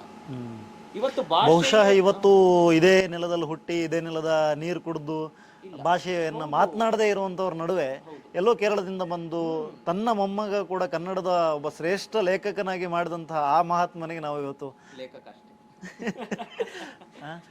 ಏನಂದ್ರೆ ಅದು ನಾನು ಹೇಳದ್ನಲ್ಲ, ಅವ್ರ ಕಗ್ಗ, ಅದು ನಾಲಿಗೆ ನುಲಿ, ಟಂಗ್ ಟ್ವಿಸ್ಟ್ ಅಂತ ಕರಿತೀವಿ. ನೀವು ಇವತ್ತು ಏನನ್ನೇ ಕೊಟ್ಟರು ಬಹಳ ಸುಲಲಿತವಾಗಿ ಮಾತನಾಡಬಲ್ರಿ ಸ್ವಸ್ತಿಕ್, ಅದು ಟಂಗ್ ಟ್ವಿಸ್ಟ್ ಅಂತ. ಹಕಾರ ಶಕರ ದೋಷ ಇಲ್ಲದೆ ಮಾತನಾಡಬಲ್ರಿ ಅಂತ. ನೀವು ಹಕಾರ ಶಕರ ದೋಷ ಅದನ್ನೇ ಹೇಳಿದ್ದು, ಆತರ ತಯಾರು ಮಾಡಿದ್ದಾರೆ ಅಂದ್ರೆ ನಾವು ಎಂತೆಂಥವ್ರಿಗೂ ಕೈ ಮುಗಿಯೋ ಬದಲು ಅಂತವ್ರ ಹೆಸರನ್ನ ಒಂದಿಷ್ಟು ಇಟ್ಕೊಳ್ಬೇಕು, ನೆನ್ಪಿಟ್ಕೊಳ್ಬೇಕು. ಅದು ತಾತ ಕೊಟ್ಟಂತಹ ತಾಲೀಮು, ತಾತನ ಆಶೀರ್ವಾದ ಈಗಲೂ ನನ್ನನ್ನು ಕಾಪಾಡ್ತಾ ಇದೆ. ಈಗ ವಿಶ್ವೇಶ್ವರ ಭಟ್ರ ಮನೆಗೆ ಬಂದರು ಭೈರಪ್ಪನವರು, ಕೊನೆ ದಿನಗಳಲ್ಲಿ ಅಲ್ಲಿ ಕಳೆದ್ರು, ತಾವು ಕೂಡ ಹೋಗಿ ಭೇಟಿಯಾಗಿದ್ರಿ. ಇದ್ದಕ್ಕಿದ್ದ ಹಾಗೆ ಒಂದು ಸುದ್ದಿ ಬರುತ್ತೆ, ಭೈರಪ್ಪನವರು ಇನ್ನಿಲ್ಲ ಅನ್ನುವಂಥದ್ದು. ಆ ಟೈಮ್ನಲ್ಲಿ ದೀಕ್ಷಿತ್ ಏನು ಮಾಡ್ತಾ ಇದ್ರಿ? ಹೋಗಿದ್ರ ಪಾರ್ಥಿವವನ್ನು ನೋಡೋದಕ್ಕೆ, ಪಾರ್ಥಿವ ಶರೀರವನ್ನು ಅಂತಿಮ ದರ್ಶನ ಮಾಡೋದಕ್ಕೆ? ನಾನು 3 ಕಡೆನೂ ಹೋದೆ. ವಿಶ್ವೇಶ್ವರ ಭಟ್ರು ಮನೇಲಿ ಇದ್ರು, ತೀರಿಕೊಂಡ 1 ನಿಮಿಷಕ್ಕಾಗಲೇ ನಾವು ಊಟ ಮುಗಿಸಿ ಇನ್ನೇನು ಹೋಗ್ತಾ ಇದ್ವಿ, ಭೈರಪ್ಪನವ್ರು ಇನ್ನಿಲ್ಲ ಅಂದರು. ನನಗೆ ಗೊತ್ತಿತ್ತು ಅವರು ಹೆಚ್ಚು ದಿನಗಳು ಇರಲ್ಲ ಅನ್ನೋದು ಗೊತ್ತಿತ್ತು. ಯಾಕಂದ್ರೆ ಅವ್ರ ಆರೋಗ್ಯ ಹದಗೆಟ್ಟಿತ್ತು, ವಯಸ್ಸು ಆಗಿತ್ತು, 94 ಬಹಳ ದೊಡ್ಡ ವಯಸ್ಸು. ಆದ್ರೆ ಜೀರ್ಣಿಸ್ಕೊಳ್ಳೋದು ಬಹಳ ಕಷ್ಟ. ಇಂಥವ್ರು ಇವತ್ತಿಲ್ಲ ನಾಳೆ ಸಾಯ್ತಾರೆ ಅಂತ ಗೊತ್ತಿದ್ರು ಕೂಡ ಅರಗಿಸ್ಕೊಳ್ಳೋದು ಬಹಳ ಕಷ್ಟ. ನೋವಾಯ್ತು. ಇಲ್ಲೇ ರಾಷ್ಟ್ರೋತ್ಥಾನದ ಆಸ್ಪತ್ರೆಗೆ ಹೋದ್ವಿ, ಅಲ್ಲೂ ನೋಡಿದ್ವಿ. ರವೀಂದ್ರ ಕಲಾಕ್ಷೇತ್ರಕ್ಕೂ ಹೋದ್ವಿ, ಅಲ್ಲಿ ಸಂಸ್ಥಾ ರಂಗಮಂದಿರಕ್ಕೂ ಬಂದೆ. ಅದೇನ್ ಅನಿಸ್ತೋ ಗೊತ್ತಿಲ್ಲ. ಅವತ್ತು ರಾತ್ರಿ ಮೈಸೂರಿಗೂ ಹೋದೆ, ಅಲ್ಲೂ ನೋಡಿದೆ. ಅವತ್ತು ರಾತ್ರಿಯೂ ಬರ್ದೆ, ಹೋದೆ, 3 ಕಡೆಯೂ ನೋಡಿದೆ. ಒಂದು ರೀತಿ ಕೆಲವೊಬ್ರು ತೀರಿಕೊಂಡ ನಂತರ ನೋಡಲ್ಲ, ಅಂದ್ರೆ ಅವ್ರ ಮುಖ ಜೀವಂತಿಕೆ ಇರೋ ಮುಖವನ್ನೇ ನನ್ ಕೊನೆ ತನಕ ಇಲ್ಲ, ನನಗೆ ಅದು ಮತ್ತೆ ಅವಕಾಶ ಸಿಗುತ್ತೋ ಇಲ್ಲ ಅವ್ರ ಮುಖ ನೋಡೋದು ಅಂತ ಹೋಗಿ ನೋಡಿದೆ. ಒಂದು ರೀತಿ ಇಮೋಷನಲ್. ಬಹುಶಃ ಒಬ್ಬ ಸಾಹಿತಿ ಹೋದ ನಂತರವೂ ಅವ್ರು ಜೀವಂತವಾಗಿರ್ತಾರೆ ಅಂತ ಹೇಳಿದ್ರೆ ಅವರ ಕೃತಿಗಳ ಮೂಲಕ, ಮತ್ತೆ ಮತ್ತೆ ಹುಟ್ಟಿ ಬರ್ತಾರೆ ಅಂತ ಹೇಳಿದ್ರೆ ಇಂತಹ ಕೃತಿಗಳ ಮೂಲಕ. ಅಡಿಗರು ಒಂದು ಮಾತು ಹೇಳ್ತಾರೆ, ಕವಿ ಸತ್ತ ನಂತರವೂ ಕವಿತೆಯ ಅವನ ನಾಲಿಗೆ ಅಂತ. ಮತ್ತು ಭೈರಪ್ಪನವ್ರ ನಾಲಿಗೆ ಯಾವುದು ಅಂದ್ರೆ ಭಿತ್ತಿ ಪರ್ವ, ಉತ್ತರಾಖಂಡ, ಯಾನ, ಈ ತರ ಕೃತಿಗಳು. ಸಂತೇಶಿವರಕ್ಕೆ ಏನಾದ್ರು ಹೋಗಿದ್ರಾ ಈ ಲೇಖನ ಬರೀಬೇಕಾದಂತ ಸಂದರ್ಭದಲ್ಲಿ? ಸಂತೇಶಿವರಕ್ಕೆ ಹೋಗ್ಬೇಕಿತ್ತು, ಬಟ್ ಆದ್ರೆ ಹೋಗ್ಲಿಕ್ಕಾಗ್ಲಿಲ್ಲ. ಸಂತೇಶಿವರದ ಕೆಲವು ಅವರ ಒಡನಾಡಿ ಮಿತ್ರರನ್ನ ಮಾತನಾಡಿಸ್ತೆ, ಅಲ್ಲಿನ ಊರಿನ ಜನರನ್ನ ಮಾತನಾಡಿಸ್ತೆ, ಯುವಕ ಮಿತ್ರರನ್ನ ಮಾತನಾಡಿಸ್ತೆ. ಸೊ ನೀವ್ ಹೇಳದ್, ನನಗೆ ತ್ಯಾಗ ಮಾಡ್ಲಿಕ್ಕೆ ನಾನು ರೆಡಿ ಇದ್ದೆ, ಬಟ್ ಕರ್ತವ್ಯ ಕೈ ಬಿದ್ದು ಕರೀತಾ ಇತ್ತು. ಕರ್ತವ್ಯ ಗುಡ್ ಬೈ ಹೇಳಲಿಕ್ಕೆ ಹೋಗಿ ಆಗ್ತಾನೆ ಇರ್ಲಿಲ್ಲ. ರಾತ್ರೋರಾತ್ರಿ ಮಾಡ್ಲಿಕ್ಕೆ ಇದ್ದೆ, ಬಟ್ ನಾನು ರಾತ್ರೋರಾತ್ರಿ ಸಂತೇಶಿವರಕ್ಕೆ ಹೋಗಿ ಯಾರ್ದೋ ಮನೆ ಬಾಗ್ಲು ತಟ್ಟಿದ್ರೆ ಅದು ಸರಿ ಬರಲ್ಲ. ಮತ್ ಕೂತ್ ಜಾಗದಲ್ಲೇ ಮತ್ತೆ ಬೆಂಗಳೂರಿನಲ್ಲಿ ಮತ್ತೆ ಮೈಸೂರಿನಲ್ಲಿ ಹೋಗಿ ಪ್ರಧಾನ್ ಗುರುದತ್ತ ಅವರ 55 ವರ್ಷದ ಜೀವದ ಗೆಳೆಯ, ಅವ್ರನ್ನ ಹೋಗಿ ಭೇಟಿ ಮಾಡ್ಕೊಂಡು ಅವ್ರ ಮನೆಯಲ್ಲಿ 3-4 ತಾಸು ಕೂತು, ಅಲ್ಲಿಂದ ಬಂದು ಒಂದಷ್ಟು 10 ಕೃತಿಗಳನ್ನ ಖರೀದಿ ಮಾಡಿ ಮನೆಯಲ್ಲೇ ಕುತ್ಕೊಂಡು ಓದಿ, 60-70 ವರ್ಷಗಳ ಪತ್ರಿಕೆಯನ್ನೆಲ್ಲ ಯಾರ್ಯಾರ್ದೋ ಮನೆಯಲ್ಲಿ ಕಾಡಿಬೇಡಿ ಹೇಳಲೇಬೇಕು ನಾನು ಇಲ್ಲಿ, ಯಾರು ಕೊಡ್ಲಿಕ್ಕೆ ರೆಡಿ ಇರಲ್ಲ, ಅವ್ರಿಗೂ ಅದೊಂದು ಅಮೂಲ್ಯ ರತ್ನ ಪತ್ರಿಕೆಗಳು. ಅದನ್ನೆಲ್ಲ ತಗೊಂಡು, ನಾನೇನು ಹೆಚ್ಚಿಂದಾಗಿ ಏನೋ ನಾನು ಹೆಚ್ಚುಗಾರಿಕೆಯಿಂದ ಏನು ಹೇಳಲ್ಲ, ಎಲ್ಲರಿಗೂ ಗೊತ್ತಿರುವ ಪ್ರಸಂಗವೇ, ಕೆಲವೊಬ್ರು ಗೊತ್ತಿಲ್ಲದಿರೋ ಪ್ರಸಂಗವೂ ಇದೆ ಇಲ್ಲಿ. ಆದ್ರೆ ಎಲ್ಲ ಒಂದು ಕಡೆ ಗುಡ್ಡೆ ಹಾಕೋದು ಕೂಡ ಅದಕ್ಕೆ ತ್ಯಾಗ ಬೇಕು, ಶ್ರದ್ಧೆ ಬೇಕು, ಮತ್ತು ನಮ್ಮಲ್ಲಿ ಒಂದು ಏನೋ ಒಂದು ಕಿಡಿ ಇರಬೇಕು. ಅದು ಈಗ ಭೈರಪ್ಪನವರಂತಹ ಲೇಖಕರ ಬಗ್ಗೆ ಬರೆಯುವಾಗ ಎಲ್ಲೂ ಹೆಚ್ಚು ಕಡಿಮೆ ಆಗಬಾರ್ದು. ಏನಾದರೂ ಮಾತುಗಳು ಏನಾದರೂ ಬಂತ, ಏನಾದರೂ ಯಾರಾದರೂ ಹೇಳಿದ್ರೆ ಏನಾದರೂ ಏನಾಗತ್ತೆ ಗೊತ್ತಾ, ನನ್ನ ವಯಸ್ಸು ನೋಡ್ತಾರೆ, ಅಲ್ಲ ಅದೇ ವಯಸ್ಸು ನೋಡಿ. ಬಟ್ ನನ್ನ ಭಾಷಣ ಸ್ಟಾರ್ಟ್ ಮಾಡಿದಾಗ ನನಗೆ 8 ವಯಸ್ಸು, ನನಗೀಗ 25. ಹೆಚ್ಚು ಕಡಿಮೆ ನೀವೇ ಅಂದಾಜು ಹಾಕಿ 17 ವರ್ಷ ಇದ್ರಲ್ಲಿ ಅನುಭವ ಇದೆ ನನಗೆ. ನನ್ನ ವಯಸ್ಸು ಮುಖ್ಯನ, ಅನುಭವ ಮುಖ್ಯ. ಅಂದ್ರೆ ನಾನು ಅದೇ ಫೀಲ್ಡ್ ಅಲ್ಲೇ ನಾನು ಇದ್ದೀನಿ. ನಾನು ಹೈಸ್ಕೂಲ್ ದಿನಗಳಿಂದ ಬರೀಲಿಕ್ಕೆ ಪ್ರಾರಂಭ ಮಾಡಿ ನಾನು 13-14 ವರ್ಷ ಆಗಿದೆ. ನಮ್ಮ ಮನೆ ಲೈಬ್ರರಿಯಲ್ಲಿ 4,500 ಪುಸ್ತಕ ಇದೆ. ಇನ್ನೇನ್ ಬೇಕು ಅರ್ಹತೆ? ಹೌದಾ? ಭೈರಪ್ಪನವ್ರ 25 ಕೃತಿಗಳನ್ನು ಓದಿದ್ದೀನಿ ನಾನು. ಅವ್ರ ಬಗ್ಗೆ ಪ್ರಕಟ ಆಗಿರೋ 40 ಕೃತಿಗಳನ್ನು ಓದಿದ್ದೀನಿ ಅಂದ್ಮೇಲೆ ಹೌದು, ಇವತ್ತು ಅರ್ಥವಾಗಿದ್ದು ಮುಂದಿನ 40 ವರ್ಷಕ್ಕೆ ಬೇರೆಯದ್ದೇ ರೀತಿಯಲ್ಲಿ ಅರ್ಥ ಆಗಬಹುದು. ಇವತ್ತಿನ ಬಿತ್ತಿ ನಾಳೆ ಬೇರೆಯದ್ದೇ ಮಜ್ಜಲಲ್ಲಿ ನನ್ನೊಳಗೆ ಗೋಚರಿಸಬಹುದು, ನನ್ನೊಳಗೆ ಉದ್ಭವ ಆಗಬಹುದು. ನಾನು ಓದಿರೋದಂತೂ ಸತ್ಯನ, ನಾನು ತಿಳ್ಕೊಂಡಿರೋದಂತೂ ಸತ್ಯನ ಅಂದ್ರು. ಅಂದಿರ್ತಾರೆ ಪ್ರಕಾಶಕರು, ಹೇಳಿದ್ರು ನೀವು ಯಾವುದಕ್ಕೂ ತಲೆ ಕೆಡಿಸ್ಕೊಬಿಡಿ, ಬಿತ್ತಿ ಆವರಣ ಅದಿದು ಓದಿ ಒಂದು ಪುಸ್ತಕ ಮಾಡಿದ್ದಾನೆ, 10 ಓದಿ 11 ಮಾಡಿದ್ದಾನೆ ಅಂದವರು ಇದ್ದಾರೆ. 24 ವಯಸ್ಸಿನವರು ಒಂದಿದ್ದವರು ಇದ್ದಾರೆ. ಎಷ್ಟೋ ಜನ ಮಾತನಾಡಿಸ್ಲಿಕ್ಕೆ ಹೋದಾಗ ನೀವು ಬಿಡಿ ಎತ್ತರ ಅಂದವರು ಇದ್ದಾರೆ. ಸಾರ್ವಜನಿಕವಾಗಿ ಅವರ ಅಸೂಯೆಯನ್ನ ಹೊರ ಹಾಕಿದವರು ಇದ್ದಾರೆ. ಎಲ್ಲವನ್ನ ಮೆಟ್ಟಿ ನಿಂತಿದ್ದಕ್ಕೆ ಇವತ್ತು ಈ ತರದೊಂದು ಪುಸ್ತಕ ಬಂದಿದೆ. ಭೈರಪ್ಪನವ್ರು ಎಷ್ಟು ಅನುಭವಿಸಿದ್ದಾರೆ ಆ ತರದ್ದು. ವಿಮರ್ಶಾ ಲೋಕ ಅವ್ರನ್ನ ಕಡೆಗಣಿಸಿತ್ತು. ನನಗೆ ಇನ್ನೊಂದು ಖುಷಿಯಾಗಿದ್ದು ಪುಸ್ತಕ ಓದುವಾಗ ದೀಕ್ಷಿತ್, ಏನಂತಂದ್ರೆ ತಾವು ಎಲ್ಲೂ ಕೂಡ ಆ ನೆಗೆಟಿವಿಟಿಯನ್ನು ತೆಗೆದುಕೊಂಡೇ ಹೋಗಲಿಲ್ಲ. ಈಗ ನೀವು ಇವ್ರ ಬಗ್ಗೆ ಕೂಡ ಬರೆದಿದ್ದೀರಾ, ಇತ್ತೀಚೆಗೆ ಬಾನು ಮುಷ್ತಾಕ್ ಅವರು ಬರೆದಿದ್ರಲ್ಲ, ಆ ಲೇಖನದ ಬಗ್ಗೆಯೂ ಕೂಡ ಬರೆದಿದ್ದೀರ. ಎಲ್ಲೂ ಅದು ಆ ಒಂದು ಲೈನ್ ಇದೆಯಲ್ಲ, ಆ ವಿವಾದದ ಗಡಿಯನ್ನು ದಾಟ್ಲಿಲ್ಲ ಅಂತ. ಕೊನೆಗೆ ನಾನೇ ಹೇಳ್ತೀನಿ, ಎಲ್ಲ ನಾನೇ ಹೇಳ್ಬಿಟ್ಟು ಅದನ್ನ ಬಿಟ್ಬಿಡೋಣ ಅಂತೀನಿ, ಕೊನೆಗೆ ಅದನ್ನ ಮರ್ತು ಬಿಡೋಣ ಅಂತ ಹೇಳ್ತೀನಿ. ಅದು ಹೌದು, ಬೇಕಾಗಿಲ್ಲ ಅಂತ. ವಿವಾದವನ್ನು ಮೀರಿದ ವ್ಯಕ್ತಿ ಯಾವುದೇ ಸಿದ್ಧಾಂತಕ್ಕೆ ನೀವು ಒಳಪಡಿಸಕ್ಕಾಗಲ್ಲ ಭೈರಪ್ಪನವ್ರನ್ನ. ಕೆಲವೊಬ್ರು ಮತಿಹೀನರು ಮಾಡಿದ ಕೆಲಸ ಅದು. ಭೈರಪ್ಪ ಅಂದ್ರೆ ಬಲಪಂಥಿ, RSS, ಇನ್ನೇನೋ ಚಡ್ಡಿ ಲೇಖಕ, ಈ ರೀತಿ ಏನೇನೋ ಹೇಳ್ತಾರೆ. ಅಂದ್ರೆ ಭೈರಪ್ಪ ಎಲ್ಲವನ್ನು ಮೀರಿ ಬೆಳೆದಂತವ್ರು. ಸೊ ಹಾಗಾಗಿ ಪರ್ವತದ ಎತ್ತರದಲ್ಲಿರುವಂತ ಮನುಷ್ಯನ ಬಗ್ಗೆ ಬರೀತಾ ನಾನೇನೋ ನೆಗೆಟಿವ್ ಗಳನ್ನ ಹೇಳಿ ಅದರಿಂದ ಈ ಪುಸ್ತಕಕ್ಕೆ ಈಗ ನೆಗೆಟಿವ್ ಹೆಚ್ಚು ಮಾತನಾಡಿದ್ರೇನೆ ಪುಸ್ತಕ ಸೇಲ್ ಆಗೋದು ಹೆಚ್ಚು, ಹೌದಾ? ಹೌದು. ಸೊ ನಾನು ನೆಗೆಟಿವ್ ಗಿಂತ ಪಾಸಿಟಿವ್ ಹೇಳ್ಬೇಕಿತ್ತು, ಅದನ್ನ ಹೇಳಿದೆ. ಪಾಸಿಟಿವ್ ಅಷ್ಟೇ. ಇಲ್ಲಿ ಭೈರಪ್ಪನವ್ರ ವ್ಯಕ್ತಿತ್ವ, ಇಲ್ಲಿ ಲವಲೇಶವೂ ಇದ್ರಲ್ಲಿ ಸುಳ್ಳಿಲ್ಲ, ಕಪೋಲ ಕಲ್ಪಿತ ಅಲ್ಲ, ಉತ್ಪ್ರೇಕ್ಷೆ ಇಲ್ಲ, ವೈಭವೀಕರಣ ಇಲ್ಲ, ವ್ಯರ್ಥ ಪ್ರಯತ್ನವಂತೂ ಇಲ್ಲವೇ ಇಲ್ಲ. ಭೈರಪ್ಪನವ್ರು ಹೇಗಿದ್ರೋ ಅದನ್ನ ಬಹಳ ಪ್ರಾಮಾಣಿಕವಾಗಿ ನನ್ನದೇ ನಿರೂಪಣೆ ಶೈಲಿಯಲ್ಲಿ ನನ್ನದೇ ಪದಗಳನ್ನು ಕಟ್ಕೊಟ್ಟಿದ್ದೀನಿ ಅಷ್ಟೇ. ಓಕೆ. ಆಮೇಲೆ ದೀಕ್ಷಿತ್, ತುಂಬ ಸಲ ನಾವು ಯಾವುದೋ ಒಂದು ಇಂಟರ್ವ್ಯೂ ಮಾಡಿದಾಗ್ಲೋ ಅಥವಾ ಈ ಥರದ ಪುಸ್ತಕ ಬರೆದಾಗ್ಲೋ ಅಥವಾ ಒಬ್ಬ ವ್ಯಕ್ತಿ ಬಗ್ಗೆ ಏನೋ ಇದು ಮಾಡಿದಾಗ್ಲೋ ಕೊನೆಗೆ ನಮಗೆ ಅನ್ಸುತ್ತೆ, ಅಯ್ಯೋ ಇಂಥದ್ದೊಂದು ವಿಷಯ ಬಿಟ್ಬಿಟ್ನೆ ನಾನು, ಇಂಥದ್ದೊಂದು ಇನ್ಸಿಡೆಂಟ್ ಬರಿಬೇಕಾಗಿತ್ತು, ಅದು ಬಿಟ್ಟೋಯ್ತು. ಅಥವಾ ನಾವು ಎಲ್ಲೋ ಒಂದು ಟಿಪ್ಪಣಿ ಮಾಡ್ಕೊಂಡಿದ್ವಿ, ಅದು ಪುಸ್ತಕಕ್ಕೆ ಬರುವಾಗ ಅದನ್ನು ತರೋದಕ್ಕೆ ಆಗಲಿಲ್ಲ. ಅಂಥದ್ದು ಯಾವುದಾದ್ರೂ ಇನ್ಸಿಡೆಂಟ್, ಅಥವಾ ತುಂಬ ಸಲ ಎಲ್ಲ ಆದಮೇಲೆ ಕೊನೆಗೆ ಯಾರೊಬ್ಬ ಬಂದು, ನೋಡಪ್ಪ ಇಂಥದ್ದೊಂದು ಇನ್ಸಿಡೆಂಟ್ ಇತ್ತು, ಅದು ಎಲ್ಲೂ ಬಂದಿಲ್ಲ, ಹಿಂಗಿತ್ತು ಅಂತ, ಆ ಥರದ್ದು ಯಾವುದಾದ್ರೂ ಈ ನಡುವಲ್ಲಿ ಯಾರಾದರೂ ಬಂದು ಹೇಳಿದ್ರೆ ನಿಮ್ಮ ಪುಸ್ತಕ ಬಂದ ಮೇಲೆ ಅಂಥದ್ದು ಯಾವುದಾದ್ರೂ ಇನ್ಸಿಡೆಂಟ್ ಇದ್ರೆ? ನಾನು ಬರೀತಾನೆ ನೀವು ಹೇಳಿದ ಹಾಗೆ ಇದನ್ನ ತಗೊಳ್ಳ ಬೇಡವಾ 77 ಪ್ರಸಂಗ ಇದೆ, ಬಟ್ ನಾನು ಕಲೆ ಹಾಕಿದ್ 110 ಪ್ರಸಂಗ. ಕೆಲವೊಂದನ್ನು ಒಂದೇ ಪ್ರಸಂಗದಲ್ಲಿ ಅವರ ಬದುಕಿನ 2-3 ಪ್ರಸಂಗಗಳು ತಂದ್ಬಿಟ್ಟಿದೆ, ನೀವು ನೋಡಿರ್ತೀವಿ. ನಾನು ಅವ್ರದ್ದು ಅನುವಾದದ ಬಗ್ಗೆಯೇ 10 ಅಧ್ಯಾಯ ಮಾಡ್ಕೊಂಡಿದ್ದೆ. ಅಂದ್ರೆ ಹವ್ಯಕ ಭಾಷೆಗೆ ಆಗಿದ್ದು ಒಂದು ಅಧ್ಯಾಯ ಮಾಡ್ಕೊಳ್ಳೋಣ, ಬ್ರೈಲ್ ಲಿಪಿಗೆ ಆಗಿದ್ದು ಒಂದು ಅಧ್ಯಾಯ ಮಾಡ್ಕೊಳ್ಳೋಣ, ಸಂಕೇತಿ ಭಾಷೆದ ಒಂದು ಅಧ್ಯಾಯ ಮಾಡ್ಕೊಳ್ಳೋಣ, ರಷ್ಯನ್ ಮತ್ತೆ ಚೀನಿ ಭಾಷೆದ ಅಧ್ಯಾಯ ಮಾಡ್ಕೊಳ್ಳೋಣ. ಬಟ್ ಅದ್ರ ಎಲ್ಲವನ್ನೂ ಒಂದೇ ಪ್ರಸಂಗದಲ್ಲಿ ತಂದ್ಬಿಟ್ಟೆ, ಅನುವಾದಕರ ಸಾಹಿತ್ಯ. ನೀವು ಹೇಳಿದ ಪುಸ್ತಕ ಬಂದ ನಂತರವೂ ಕೂಡ ಒಂದಷ್ಟು ವ್ಯಕ್ತಿಗಳು ಕರೆ ಮಾಡಿ ಹೇಳಿದ್ರು, ಆದ್ರೆ ಅದು ಭೈರಪ್ಪನವ್ರ ಅಪರೂಪದ ಪ್ರಸಂಗ ಆಗಿರ್ಲಿಲ್ಲ, ಅವರ ಬದುಕಿನ ಅಪರೂಪದ ಪ್ರಸಂಗ ಆಗಿತ್ತು. ಹೇಗ್ ಗೊತ್ತಾ, ಅವರು ಅವ್ರು ನಡ್ಕೊಂಡು ಹೋದಾಗ ನಾನು ಆಟೋದಿಂದ ಜಿಗಿದು ಬಿಟ್ಟೆ, ಅವ್ರು ನೋಡ್ದೆ, ನನಗೆ ಹೌದಾ ಅದು ಭೈರಪ್ಪನವ್ರ ಬದುಕಿನ ಅಪರೂಪದ ಪ್ರಸಂಗ. ಈಗ ಸ್ವಸ್ತಿಕ್ ಬದುಕಿನ ಅಪರೂಪದ ಪ್ರಸಂಗದ ಬಗ್ಗೆ ನಾನೇನಾದ್ರು ಪುಸ್ತಕ ಬರೀಬೇಕಾದ್ರೆ ಬೇಕಾದ್ರೆ ಅದನ್ನ ಸೇರಿಸಬಹುದು, ಹೌದಾ? ಸೊ ಕೆಲವೊಂದು ಬಿಟ್ಟೆ ಸ್ವಸ್ತಿಕ್. ಹೇಗಂದ್ರೆ 20-25 ದಿನಗಳು ನಾನು ನಿದ್ದೆ ಊಟ ಬಿಟ್ಟು ಅಧ್ಯಯನ ಮಾಡಿ ಒಂದಷ್ಟು ಕಲೆ ಹಾಕಿ ಅಧ್ಯಯನ ಬೇರೆ. ಬಟ್ ಕಡೆಯ 4 ರಾತ್ರಿ ಬರೆದಿರೋದಿದೆಲ್ಲ, ಕಡೆಯ 4 ರಾತ್ರಿ ಹೇಗಾಗ್ತಿತ್ತು ಅಂದ್ರೆ, ಆಫೀಸ್ ನಲ್ಲಿ ಎಡಿಷನ್ ಮುಗಿಸಿ ಇಲ್ಲಿ ಬಂದು ಕೂತು ಆಫೀಸ್ ನಲ್ಲಿ ಒಂದಷ್ಟು ಕೆಲಸಗಳು ಮಾಡ್ಕೊಂಡು ಇನ್ನೆಲ್ಲೋ ಕೂತು ಟೈಪ್ ಮಾಡ್ಕೊಂಡು, ಪ್ರಕಾಶಕರ್ ಪ್ರಿಂಟ್ ಹೋಗೋ ಟೈಮಲ್ಲಿ ಕೊನೆಯದು ಒಂದಿದೆ ನೋಡಿ, ಕುರ್ತು ಕೊಟ್ಟಿದ್ದು ಒಂದಿದೆ, ಆಕೆ ಗರ್ತಿ ಹೇಗಾಗ್ತಾಳೆ ಅನ್ನುವಂಥದ್ದು. ಪ್ರಿಂಟ್ ಹೊರಟೋಗಿದೆ, ಇನ್ನೊಂದು ಪ್ಲೇಟ್ ಚೇಂಜ್ ಮಾಡ್ಬೇಕು, ಅಷ್ಟೊಳಗಾಗ್ಲಿ ಇದು ಒಂದಿದೆ ಸರ್. ಅದು ಅವ್ರು ಹೇಳಿದ್ರು, ಇಲ್ಲ ಈ ಪುಸ್ತಕದ ತೂಕ ಮತ್ತಷ್ಟು ಹೆಚ್ಚಾಯ್ತು, ನೀವು ಪ್ರಸಂಗ ಬಿಟ್ಟಿದ್ರೆ ನಿಮ್ಮಲ್ಲೇ ಒಂದು ರೀತಿ ಏನೋ ಒಂದು ಕಾಣ್ತಾ ಇತ್ತು, ಬಹಳ ತೂಕವಾಗಿದೆ ಆ ಪ್ರಸಂಗ ಅಂತ. ಸೊ ಆತರ ತುಂಬಾ ಇದೆ. ಬಹುಶಃ ಪರಿಷ್ಕೃತ ಆವೃತ್ತಿಯಲ್ಲಿ ಇನ್ನೊಂದು 30 ಪ್ರಸಂಗ ಸೇರಿಸಬಹುದು, ಅಷ್ಟು ಪ್ರಸಂಗ ಸಿಕ್ತಿದೆ. ಅದಕ್ಕೆ ನಾನು ಅದಕ್ಕೆ ಅಗೆದಷ್ಟು ಹಣ ಮೊಗದಷ್ಟು ಬೆರಗೊತ್ತಿ ಯಾಕೆ ಕೊಟ್ಟಿದ್ದೀನಿ ಅಂದ್ರೆ, ಇನ್ನು ಇದೆ ಆಳ ಆಗಲ್ಲ ಅಲ್ಲ ಅಂದ್ರೆ, ಈಗ ಇನ್ನೂ ಆಳ ಆಗಲ್ಲ ಇದೆ ಅಂತ ಹೇಳಿದ್ರೆ ಎತ್ತರ ಭೈರಪ್ಪ ಪಾರ್ಟ್ 2 ಏನಾದ್ರು ಬರ್ಬೋದಾ? ಪಾರ್ಟ್ 2 ಬಂದ್ರು ಬರ್ಬೋದು, ಅಥವಾ ಪರಿಷ್ಕೃತ ಆವೃತ್ತಿಯಲ್ಲಿ ಒಂದಷ್ಟು ಪುಟಗಳು ಸೇರ್ಕೊಂಡು ಇನ್ನೊಂದು ಪಾರ್ಟ್ 2 ಅಲ್ಲ ಪಾರ್ಟ್ 10 ಮಾಡ್ಬೋದು, ಅಷ್ಟಿದೆ ಅವ್ರ ಬಗ್ಗೆ. ಅಷ್ಟು ದೊಡ್ಡ ಸಾಹಿತಿ. ಜೊತೆಗೆ ಈ ಯಾವತ್ತೂ ಕೂಡ ರಾಜಕಾರಣದಲ್ಲಿ ಅವ್ರು ನೇರವಾಗಿ ಇನ್ವಾಲ್ವ್ ಆಗಲಿಲ್ಲ. ನನ್ಗೆ ಗೊತ್ತಿದ್ದ ಹಾಗೆ ಅವರು ಬೊಮ್ಮಾಯಿ ಅವರನ್ನು ಭೇಟಿಯಾಗಿ ನಮ್ಮೂರಿಗೆ ಒಂದಿಷ್ಟು ಕೆರೆಗೆ ನೀರು ತುಂಬಿಸೋದಕ್ಕೆ ಕೊಡಿ ಅಂತ ಹೇಳಿದ್ದೇ ಹೆಚ್ಚು. ಆ ಥರದ್ದು ಯಾವುದಾದ್ರೂ ಪ್ರಸಂಗಗಳು ಸಿಕ್ಕಿತ್ವಾ, ಅಥವಾ ಬಿಟ್ಟು ಹೋಗಿದ್ರೆ ಯಾವುದಾದ್ರು ರಾಜಕಾರಣಿಗಳನ್ನ ಜೊತೆಗಿರುವಂಥದ್ದು? ಅವರು ರಾಜಕೀಯ ಅವ್ರಿಗೆ ಬೇಕಾಗಿರ್ಲಿಲ್ಲ, ಬೇಕಾದ್ರೆ ಅವರು ಎಲೆಕ್ಷನ್ ನಿಂತು ಗೆಲ್ಬಹುದಿತ್ತು, ಆ ಮಟ್ಟಿಗಿನ ಖ್ಯಾತಿ ಇತ್ತು ಅವ್ರಿಗೆ. ಕನ್ನಡದಲ್ಲಿ ಬರೆಯುವ ಮರಾಠಿ ಲೇಖಕ ಅಂತ ಅಲ್ಲಿ ಹೇಳ್ತಿದ್ರು ಮರಾಠಿಗರು, ಕನ್ನಡದಲ್ಲಿ ಬರೆಯುವ ತಮಿಳ್ ಲೇಖಕ ಅಂತ ತಮಿಳವ್ರು ಹೇಳ್ತಿದ್ರು, ಇಂಗ್ಲಿಷ್ ಲೇಖಕ ಅಂತ ಇಂಗ್ಲಿಷ್ ಓದೋರು ಹೇಳ್ತಾ ಇದ್ರು. ಆದ್ರೆ ರಾಜಕೀಯದ ಯಾವುದೇ ಇದನ್ನ ತಮಗೆ ತಾವು ಸೋಕಿಸ್ಕೊಳ್ಳಿಲ್ಲ. ಅದೇ ತಾವು ಅದ್ರಲ್ಲಿ ಬರೆದಿದ್ದೀರಾ, ವಿಶ್ವದ ಎಲ್ಲಾ ಕಡೆಯೂ ಕೂಡ ಪಸರಿಸಿದ್ದಂಥದ್ದು, ಜೊತೆಗೆ ವಿದೇಶದಲ್ಲೂ ಕೂಡ ಹೋಗಿ ಅವರ ಹೆಸರನ್ನ ಪ್ರಸ್ತಾಪ ಮಾಡದೇ ಇರುವಂತ ಸಂದರ್ಭದಲ್ಲಿ ಅಲ್ಲಿಯೇ ಅವರು ಇವರ ಹೆಸರನ್ನ ಪ್ರಸ್ತಾಪ ಮಾಡಿದ್ದು. ಗಿಡ ಮದ್ದಲ್ಲ ಅನ್ನೋದಿದೆ, ಆದ್ರೆ ವ್ಯಕ್ತಿ ಭಾಷೆ ಗಡಿಯನ್ನ ಮೀರಿ ಬೆಳೆದು ಬಿಟ್ಟಾಗ ನೀವು ಬೆಳೆದ್ ನಿಂತ್ಬಿಟ್ರೆ ನಿಮ್ಮನ್ನ ತಡಿಯೋಕ್ ಯಾರು ಇಲ್ಲ ಅಂತ. ಸೊ ಆ ತರದ್ದು ಬಹಳ ಅವರು ಹೇಳದ್ನಲ್ಲ, ರಾಜಕೀಯ ಬೇಕಿರ್ಲಿಲ್ಲ, ರಾಜಕಾರಣಿಗಳ ಮನೆ ಬಾಗ್ಲೂ ತಟ್ಟೋದು ಬೇಕಿರ್ಲಿಲ್ಲ ಅವ್ರಿಗೆ. ಆದ್ರೆ ಒಮ್ಮೆ ಹೋಗಿ ರಾಜಕೀಯ ವ್ಯಕ್ತಿನ ಭೇಟಿಯಾಗಿದ್ದು ತನ್ನ ಊರಿಗೆ ನೀರು ಬಿಡಿಸ್ಲಿಕ್ಕೋಸ್ಕರ, 30 ಹಳ್ಳಿಗೆ ನೀರು ಬಿಡಿಸ್ಲಿಕ್ಕೋಸ್ಕರ. ಅವ್ರನ್ನ ಆರಾಮಾಗಿ ನಾವು ಭಗೀರಥ ಅಂತ ಕರಿಬಹುದು. 25 ಕೋಟಿ 30 ಕೋಟಿ ವೆಚ್ಚವನ್ನ ಅನುದಾನವನ್ನ ತಮ್ಮ ಊರಿನ ಕೆರೆ ತುಂಬಿಸ್ಲಿಕ್ಕೆ ಅನುದಾನ ತರ್ತಾರೆ. ಅವರು ಯಾವ ಸಾಹಿತಿ ಕೆಲಸ ಮಾಡಿದ್ದಾರೆ ಹೇಳಿ ನೋಡಿ.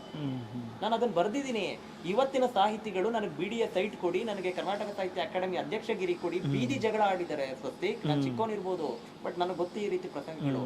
ಬೀದಿ ಜಗಳ ಆಡಿದ್ದಾರೆ. ನೀನ್ ಪ್ರಾಧಿಕಾರದ ಅಧ್ಯಕ್ಷ, ನೀನ್ ಕರ್ನಾಟಕ ಸಾಹಿತ್ಯ ಅಕಾಡೆಮಿ ಅಧ್ಯಕ್ಷ ನಾನಾಗಬೇಕಾ? ಬಟ್ ಇಬ್ರು ವಾಕಿಂಗ್ ಸ್ಟಿಕ್ ನಲ್ಲಿ ಜಗಳ ಆಡಿರುವಂತವ್ರು ಇದ್ದಾರೆ. ನೆನ್ನೆ ಮೊನ್ನೆ ವಿಷಯ ಇದು. ಕರ್ನಾಟಕ ಸಾಹಿತ್ಯಕ್ಕೆ ಅಧ್ಯಕ್ಷ ಆಗಿ ಅಂದಾಗ್ಲೂ ಕೂಡ ಭೈರಪ್ಪನವ್ರು ನನಗೆ ಬೇಡ ಅಂತಾರೆ. ಮನುಬಳಿಗಾರ ಕರೆ ಮಾಡಿದಾಗ, ಸರಸ್ವತಿ ಸಮ್ಮಾನ ಬಂದಾಗ 5 ಲಕ್ಷ ಕೊಡ್ತಾರೆ. ಯಾವತ್ತೂ ಕೂಡ ನನಗೆ ಪ್ರಶಸ್ತಿ ಕೊಡಿ, ನನಗೆ ಇನ್ನೇನೋ ಪುರಸ್ಕಾರ ಕೊಡಿ ಅಂತ ಯಾವತ್ತೂ ಕೇಳ್ಕೊಂಡವ್ರಲ್ಲ ಅವರು. ಆದ್ರೆ ರಾಮಕೃಷ್ಣ ಹೆಗಡೆ ಮನೆಗೆ ಹೋಗ್ತಾರೆ ಅವರು. ತನ್ನ ಸಾಹಿತ್ಯ ಭಂಡಾರದ ಪ್ರಕಾಶಕ ಗೋವಿಂದರಾಯರು ಕಷ್ಟದಲ್ಲಿದ್ದಾರೆ, ಅವರು ನಿವೇಶನ ಕೊಡಿ ಅಂತ ತಮಗಲ್ಲದೆ ತಮ್ಮ ಪ್ರಕಾಶಕರಿಗೋಸ್ಕರ ಹೋಗ್ತಾರೆ. ಆದ್ರೆ ದುರದೃಷ್ಟವಶಾತ್ ಎಲ್ಲರಿಗೂ ಸೈಟ್ ಅನ್ನ ಕೊಡ್ತಿದ್ದಂತ ಹೆಗಡೆ ಅವರು ಗೋವಿಂದರಾಯರಿಗೆ ನಿವೇಶನವನ್ನು ಮಂಜೂರು ಮಾಡೋದಿಲ್ಲ. ಅದಲ್ಲದೆ ಯಾರ ಮನೆಯನ್ನು ಎಡತಾಕ್ಲಿಲ್ಲ, ಯಾರ ಕೃಪಾ ಕಟಾಕ್ಷಕ್ಕೆ ಒಳಗಾಗ್ಲಿಲ್ಲ, ಯಾರ ಸರ್ಕಾರಿ ಕಚೇರಿಗಳ ಬಾಗಿಲನ್ನು ಭೈರಪ್ಪನವ್ರು ಕಾಯ್ಲಿಲ್ಲ. ಎಲ್ಲ ರಾಜಕಾರಣಿಗಳು ಕೂಡ ಅವರ ಮನೆ ಬಾಗಿಲಿಗೆ ಬರ್ತಾ ಇದ್ರು. ಚುನಾವಣಾ ಪ್ರಚಾರದ ವೇಳೆ ಬಂದವರ ಆಶೀರ್ವಾದ ತಗೊಂಡು ಹೋಗ್ತಾ ಇದ್ರು. ಒಂಥರ ನೇರ ನಿಷ್ಠುರ ಸಾಹಿತಿ. ಅವರನ್ನು ನೋಡಿದಾಗ್ಲೂ ಕೂಡ ಯಾರ ಹತ್ರನೂ ಕೂಡ ಸಾಕಷ್ಟು ಇನ್ಸಿಡೆಂಟ್ಗಳು ಇದರಲ್ಲಿ ಪುಸ್ತಕದಲ್ಲಿ ಬರೆದಿದ್ದೆ ನಾನು ಓದಿದಾಗ ಅನಿಸಿದ್ದು. ತುಂಬ ಕಡೆ ಒಂದು ಉತ್ಪ್ರೇಕ್ಷೆಗೂ ಕೂಡ ಒಳಪಡ್ತಾ ಇರಲಿಲ್ಲ. ಅಂತಹದ್ದೊಂದು ಪುಸ್ತಕವನ್ನು ತಾವು ಕಟ್ಕೊಟ್ಟಿದ್ದೀರಾ, ಎಲ್ಲ ಓಕೆ.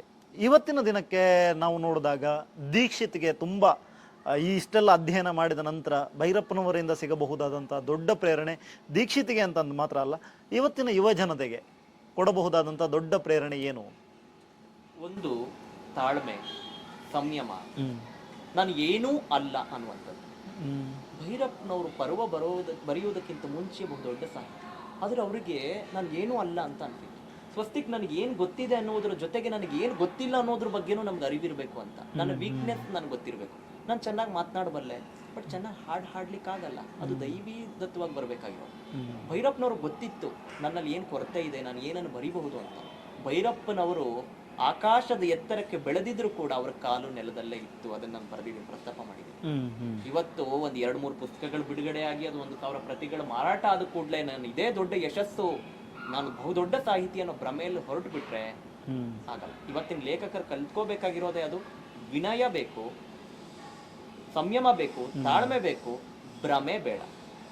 ಅವೆಲ್ಲ ಇದ್ದಾಗಲೇ ನೋಡಿ. ಕೋಡು ಜಯಂತ್ ಕಾಯ್ಕಿಣಿ ಒಂದು ಕಡೆ ಹೇಳ್ತಾರೆ, ಈ ಹಾರ, ಶಾಲು, ತುರಾಯಿ ಮತ್ತೆ ಈ ಪೇಟ ಅನ್ನೆಲ್ಲ ಇಟ್ಕೊಂಡು ಓಡಬಾರ್ದು ಸಾಹಿತ್ಯ. ಅದನ್ನು ರೇಸ್ ನಲ್ಲಿ ಇದೀವಿ ನಾವು. ಅದನ್ನೆಲ್ಲ ಇದ್ದಾಗ ಏನಾಗುತ್ತೆ, ತೂಕ ಆಗುತ್ತೆ, ಬಿರುಸಿನಿಂದ ಓಡ್ಲಿಕ್ಕಾಗಲ್ಲ. ದೀಕ್ಷಿತ್ ಅಷ್ಟೆಲ್ಲ ಎಲ್ಲವನ್ನೂ ಬಿಟ್ಟು ನೇರ ನಿಷ್ಠುರವಾಗಿದ್ದುಕೊಂಡು ಪ್ರಾಮಾಣಿಕವಾಗಿದ್ದುಕೊಂಡು ಇದ್ದಂತಹ ಭೈರಪ್ಪನವರಿಗೆ ಯಾಕೆ ಒಂದು ಸಿದ್ಧಾಂತಕ್ಕೆ ಸೇರಿಸ್ಬಿಟ್ರು ಅಂತ ತಮಗನ್ಸುತ್ತೆ?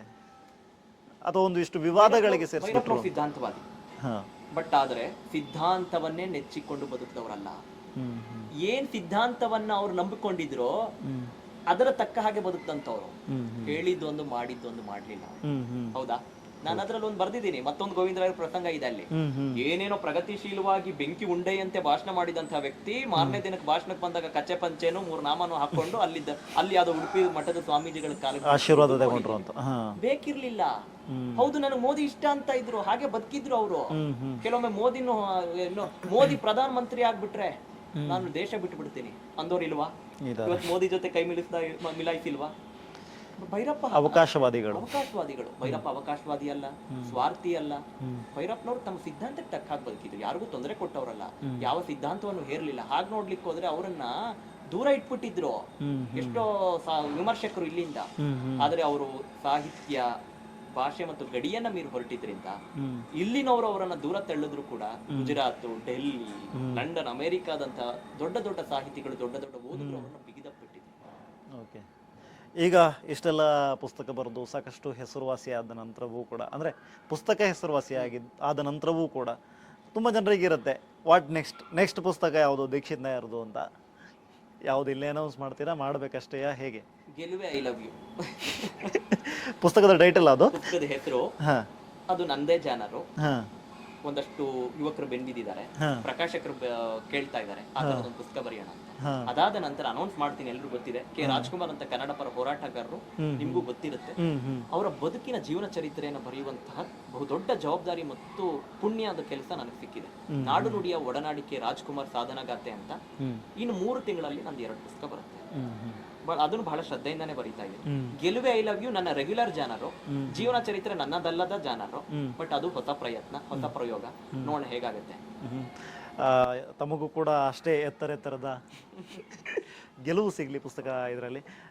ನಾನು ಇಷ್ಟು ಹೊತ್ತು ಎಲ್ಲ ಮಾತಾಡಿದ್ದು ಪುಸ್ತಕದ ಬಗ್ಗೆನೇ ಎಲ್ಲ ಮಾತನಾಡಿದ್ವಿ, ಜೊತೆಗೆ ದೀಕ್ಷಿತ್ ನಾಯರ್ ಬಗ್ಗೆ ಕೂಡ ಮಾತನಾಡಿದ್ವಿ. ಕೊನೆಯದಾಗಿ ನಾನು ಕೇಳಬಾರ್ದು ಆದರೂ ಕೇಳಲೇಬೇಕು, ನನ್ನ ಕರ್ತವ್ಯ ಆ್ಯಂಕರ್ ಆಗಿ, ಒಬ್ಬ ಲೇಖಕನ ಆ್ಯಂಗಲ್ನಿಂದ ಎತ್ತರ ಭೈರಪ್ಪ ಅಗೆದಷ್ಟು ಆಳ ಮೊಗೆದಷ್ಟು ಬೆರಗು ಪುಸ್ತಕವನ್ನು ಯಾಕೆ ಜನ ಓದಬೇಕು? ಯಾಕೆ ಓದಬೇಕು ಅಂದರೆ, ಭೈರಪ್ಪನವರಿಗೆ ಇರುವಷ್ಟು ಓದುಗರು ಇಡೀ ಕರ್ನಾಟಕದಲ್ಲಿ ಯಾವ ಸಾಹಿತಿಗೂ ಇಲ್ಲ. ಅವರದ್ದು ಈಗಲೂ ಕೂಡ ರಾತ್ರೋರಾತ್ರಿ 5,000 10,000 ಪ್ರತಿಗಳು ಮಾರಾಟ ಆಗ್ತದೆ. ಇದು ಸಾಹಿತಿಯೇ ಬೇರೆ, ಬಟ್ ಅದರ ಭೈರಪ್ಪನವರು ಕೂಡ ಒಂದು ಸ್ಫೂರ್ತಿಯ ಕಿಡಿ. ಅವರು ಎದ್ದು ಬಂದ ರೀತಿ ಇದೆಯಲ್ಲ, ಅಗ್ನಿಯಿಂದ ಎದ್ದ ಬೆಳಕು, ಅಗ್ನಿ ದಿವ್ಯಗಳನ್ನ ಹಾಕ್ಕೊಂಡು ಬಂದಂಥವ್ರು. ಸೊ ಇವತ್ತು ನನ್ನಿಂದ ಆಗ್ತಾ ಇಲ್ಲ, ನನ್ನ ಬದುಕೇ ಮುಗ್ದು ಹೋಯ್ತು ಅನ್ನುವಂತಹವ್ರಿಗೂ ಕೂಡ ಈ ಪುಸ್ತಕ ಕೈಪಿಡಿ ಆಗುತ್ತೆ. ಮತ್ತೊಂದು, ಭೈರಪ್ಪನವರ ಸಾಹಿತ್ಯವಷ್ಟೇ ಗೊತ್ತಿದ್ದವರಿಗೆ ಬದುಕು ಗೊತ್ತಿರಲ್ಲ. ಭಿತ್ತಿಯಲ್ಲಿ ಮತ್ತೊಂದು ಭಿತ್ತಿ ಬರಿಬಹುದಿತ್ತು ಅವರು, ನೀವು ಮತ್ತೊಂದು ಭಿತ್ತಿ ಬರೀಲಿಕ್ಕೆ ಆಗ್ಲಿಲ್ಲ ಅವ್ರಿಗೆ. ಗೋವಿಂದರಾಯರಿಗೆ ಆಸೆ ಇತ್ತು, ಅವರ ಮರುಗುಳಿ ಕಾಯಿಲೆಯಿಂದ ಬರೀಲಿಕ್ಕೆ ಆಗ್ಲಿಲ್ಲ, ನಿಮ್ಗೂ ಆ ರೀತಿ ಆಗ್ಬಿಡ್ಬಹುದು, ಬೇಗ ಬರೀರಿ ಅಂದ್ರು. ಅಟ್ ಏಜ್ ಆಫ್ 65 ನಲ್ಲಿ ಭಿತ್ತಿ ಬರೆದ್ರು. ಮತ್ತೊಂದು ಭಿತ್ತಿ ಬರಿಬಹುದಿತ್ತು, ಏಜ್ ಆಫ್ 65 ಆದ್ಮೇಲೆ ಎಷ್ಟು ಸಾಧನೆ ಮಾಡಿದ್ರು ಭೈರಪ್ಪನವರು, ಮತ್ತೊಂದು ಭಿತ್ತಿ ಬರೀಲಿಕ್ಕೆ ಆಗ್ಲಿಲ್ಲ. ಸೊ ಭೈರಪ್ಪನವರ ಖಾಸಗಿ ಬದುಕು ಮತ್ತು ಅವರ ಎತ್ತರದ ವ್ಯಕ್ತಿತ್ವ ತಿಳ್ಕೋಬೇಕು ಅಂದ್ರೆ, ಅವ್ರು ಹೇಗಿದ್ರು, ಒಬ್ಬ ಸಾಹಿತಿ ಹೇಗೆಲ್ಲ ಇರಬಹುದು, ಈಗಿನ ಸಾಹಿತಿಗಳನ್ನು ನೋಡ್ಲಿ, ಭೈರಪ್ಪನವರ ಬದುಕನ್ನು ನೋಡ್ಲಿ, ಅವ್ರಿಗೆ ಅರ್ಥ ಆಗಿ ತೀರಿಕೊಂಡ ಸಾಹಿತಿಯ ಬಗ್ಗೆ ಏನ್ ಓದೋದು ಬೇಕಿಲ್ಲ ಅಂತ ಯಾರು ಮನಸ್ಸಲ್ಲೂ ಅನ್ಸಿಲ್ಲ. ಹಂಗೆ ಅನ್ಸಿದ್ರೆ ಈಗ ಎಷ್ಟು 1000 ಪ್ರತಿಗಳು ಮಾರಾಟವೂ ಆಗ್ತಿರ್ಲಿಲ್ಲ, ಮತ್ತೆ ರೀಪ್ರಿಂಟು ಆಗ್ತಿರ್ಲಿಲ್ಲ. ಹಾಗೆ ಇಷ್ಟು ಹೊತ್ತು ನಾವು ಭೈರಪ್ಪನವರ ಕುರಿತಾದಂತಹ ಪುಸ್ತಕ ಎತ್ತರ ಭೈರಪ್ಪ ಅನ್ನುವಂಥ ಪುಸ್ತಕದ ಬಗ್ಗೆ ಸಾಕಷ್ಟು ವಿಚಾರಗಳನ್ನು ಲೇಖಕರಾಗಿರುವಂಥ ದೀಕ್ಷಿತ್ ನಾಯರ್ ಅವರ ಜೊತೆಗೆ ಮಾತನಾಡಿದ್ವಿ. ವೈಯಕ್ತಿಕವಾಗಿ ನನಗೆ ದೀಕ್ಷಿತ್ ನಾಯರ್ ಗೊತ್ತಿರುವ ಹಾಗೆ ಸಾಕಷ್ಟು ಅಧ್ಯಯನಶೀಲ ಬರಹಗಾರ, ಸಾಕಷ್ಟು ಅಧ್ಯಯನ ಮಾಡಿ ಬರೆದಿದ್ದಾರೆ. ಆದರೆ ಅವರ ಹಿಂದಿನ ಪುಸ್ತಕಗಳಿಗಿಂತ ಈ ಪುಸ್ತಕ ಒಂದಿಷ್ಟು ವಿಭಿನ್ನವಾಗಿದೆ ಅಂತಲೇ ಹೇಳ್ಬೋದು. ಜೊತೆಗೆ ಭೈರಪ್ಪನವರ ಸಾಹಿತ್ಯವನ್ನು ಓದುವುದಕ್ಕೂ ದೀಕ್ಷಿತ್ ನಾಯರ್ ಅವರ ಸಾಹಿತ್ಯವನ್ನು ಓದುವುದಕ್ಕೂ ಇರುವಂಥ ಒಂದು ಸಣ್ಣ ವ್ಯತ್ಯಾಸ ಅಂತ ಹೇಳಿದ್ರೆ, ತುಂಬ ಎಲ್ಲ ಕೆಟಗರಿಯವರು ಕೂಡ ಓದಿ ಸುಲಭವಾಗಿ ಅರ್ಥ ಮಾಡಿಕೊಳ್ಳಬಹುದಾದಂಥ ಒಂದು ಸಾಹಿತ್ಯವನ್ನು ಬಿತ್ತಿದ್ದಾರೆ ಈ ಪುಸ್ತಕದಲ್ಲಿ ದೀಕ್ಷಿತ್ ನಾಯರ್.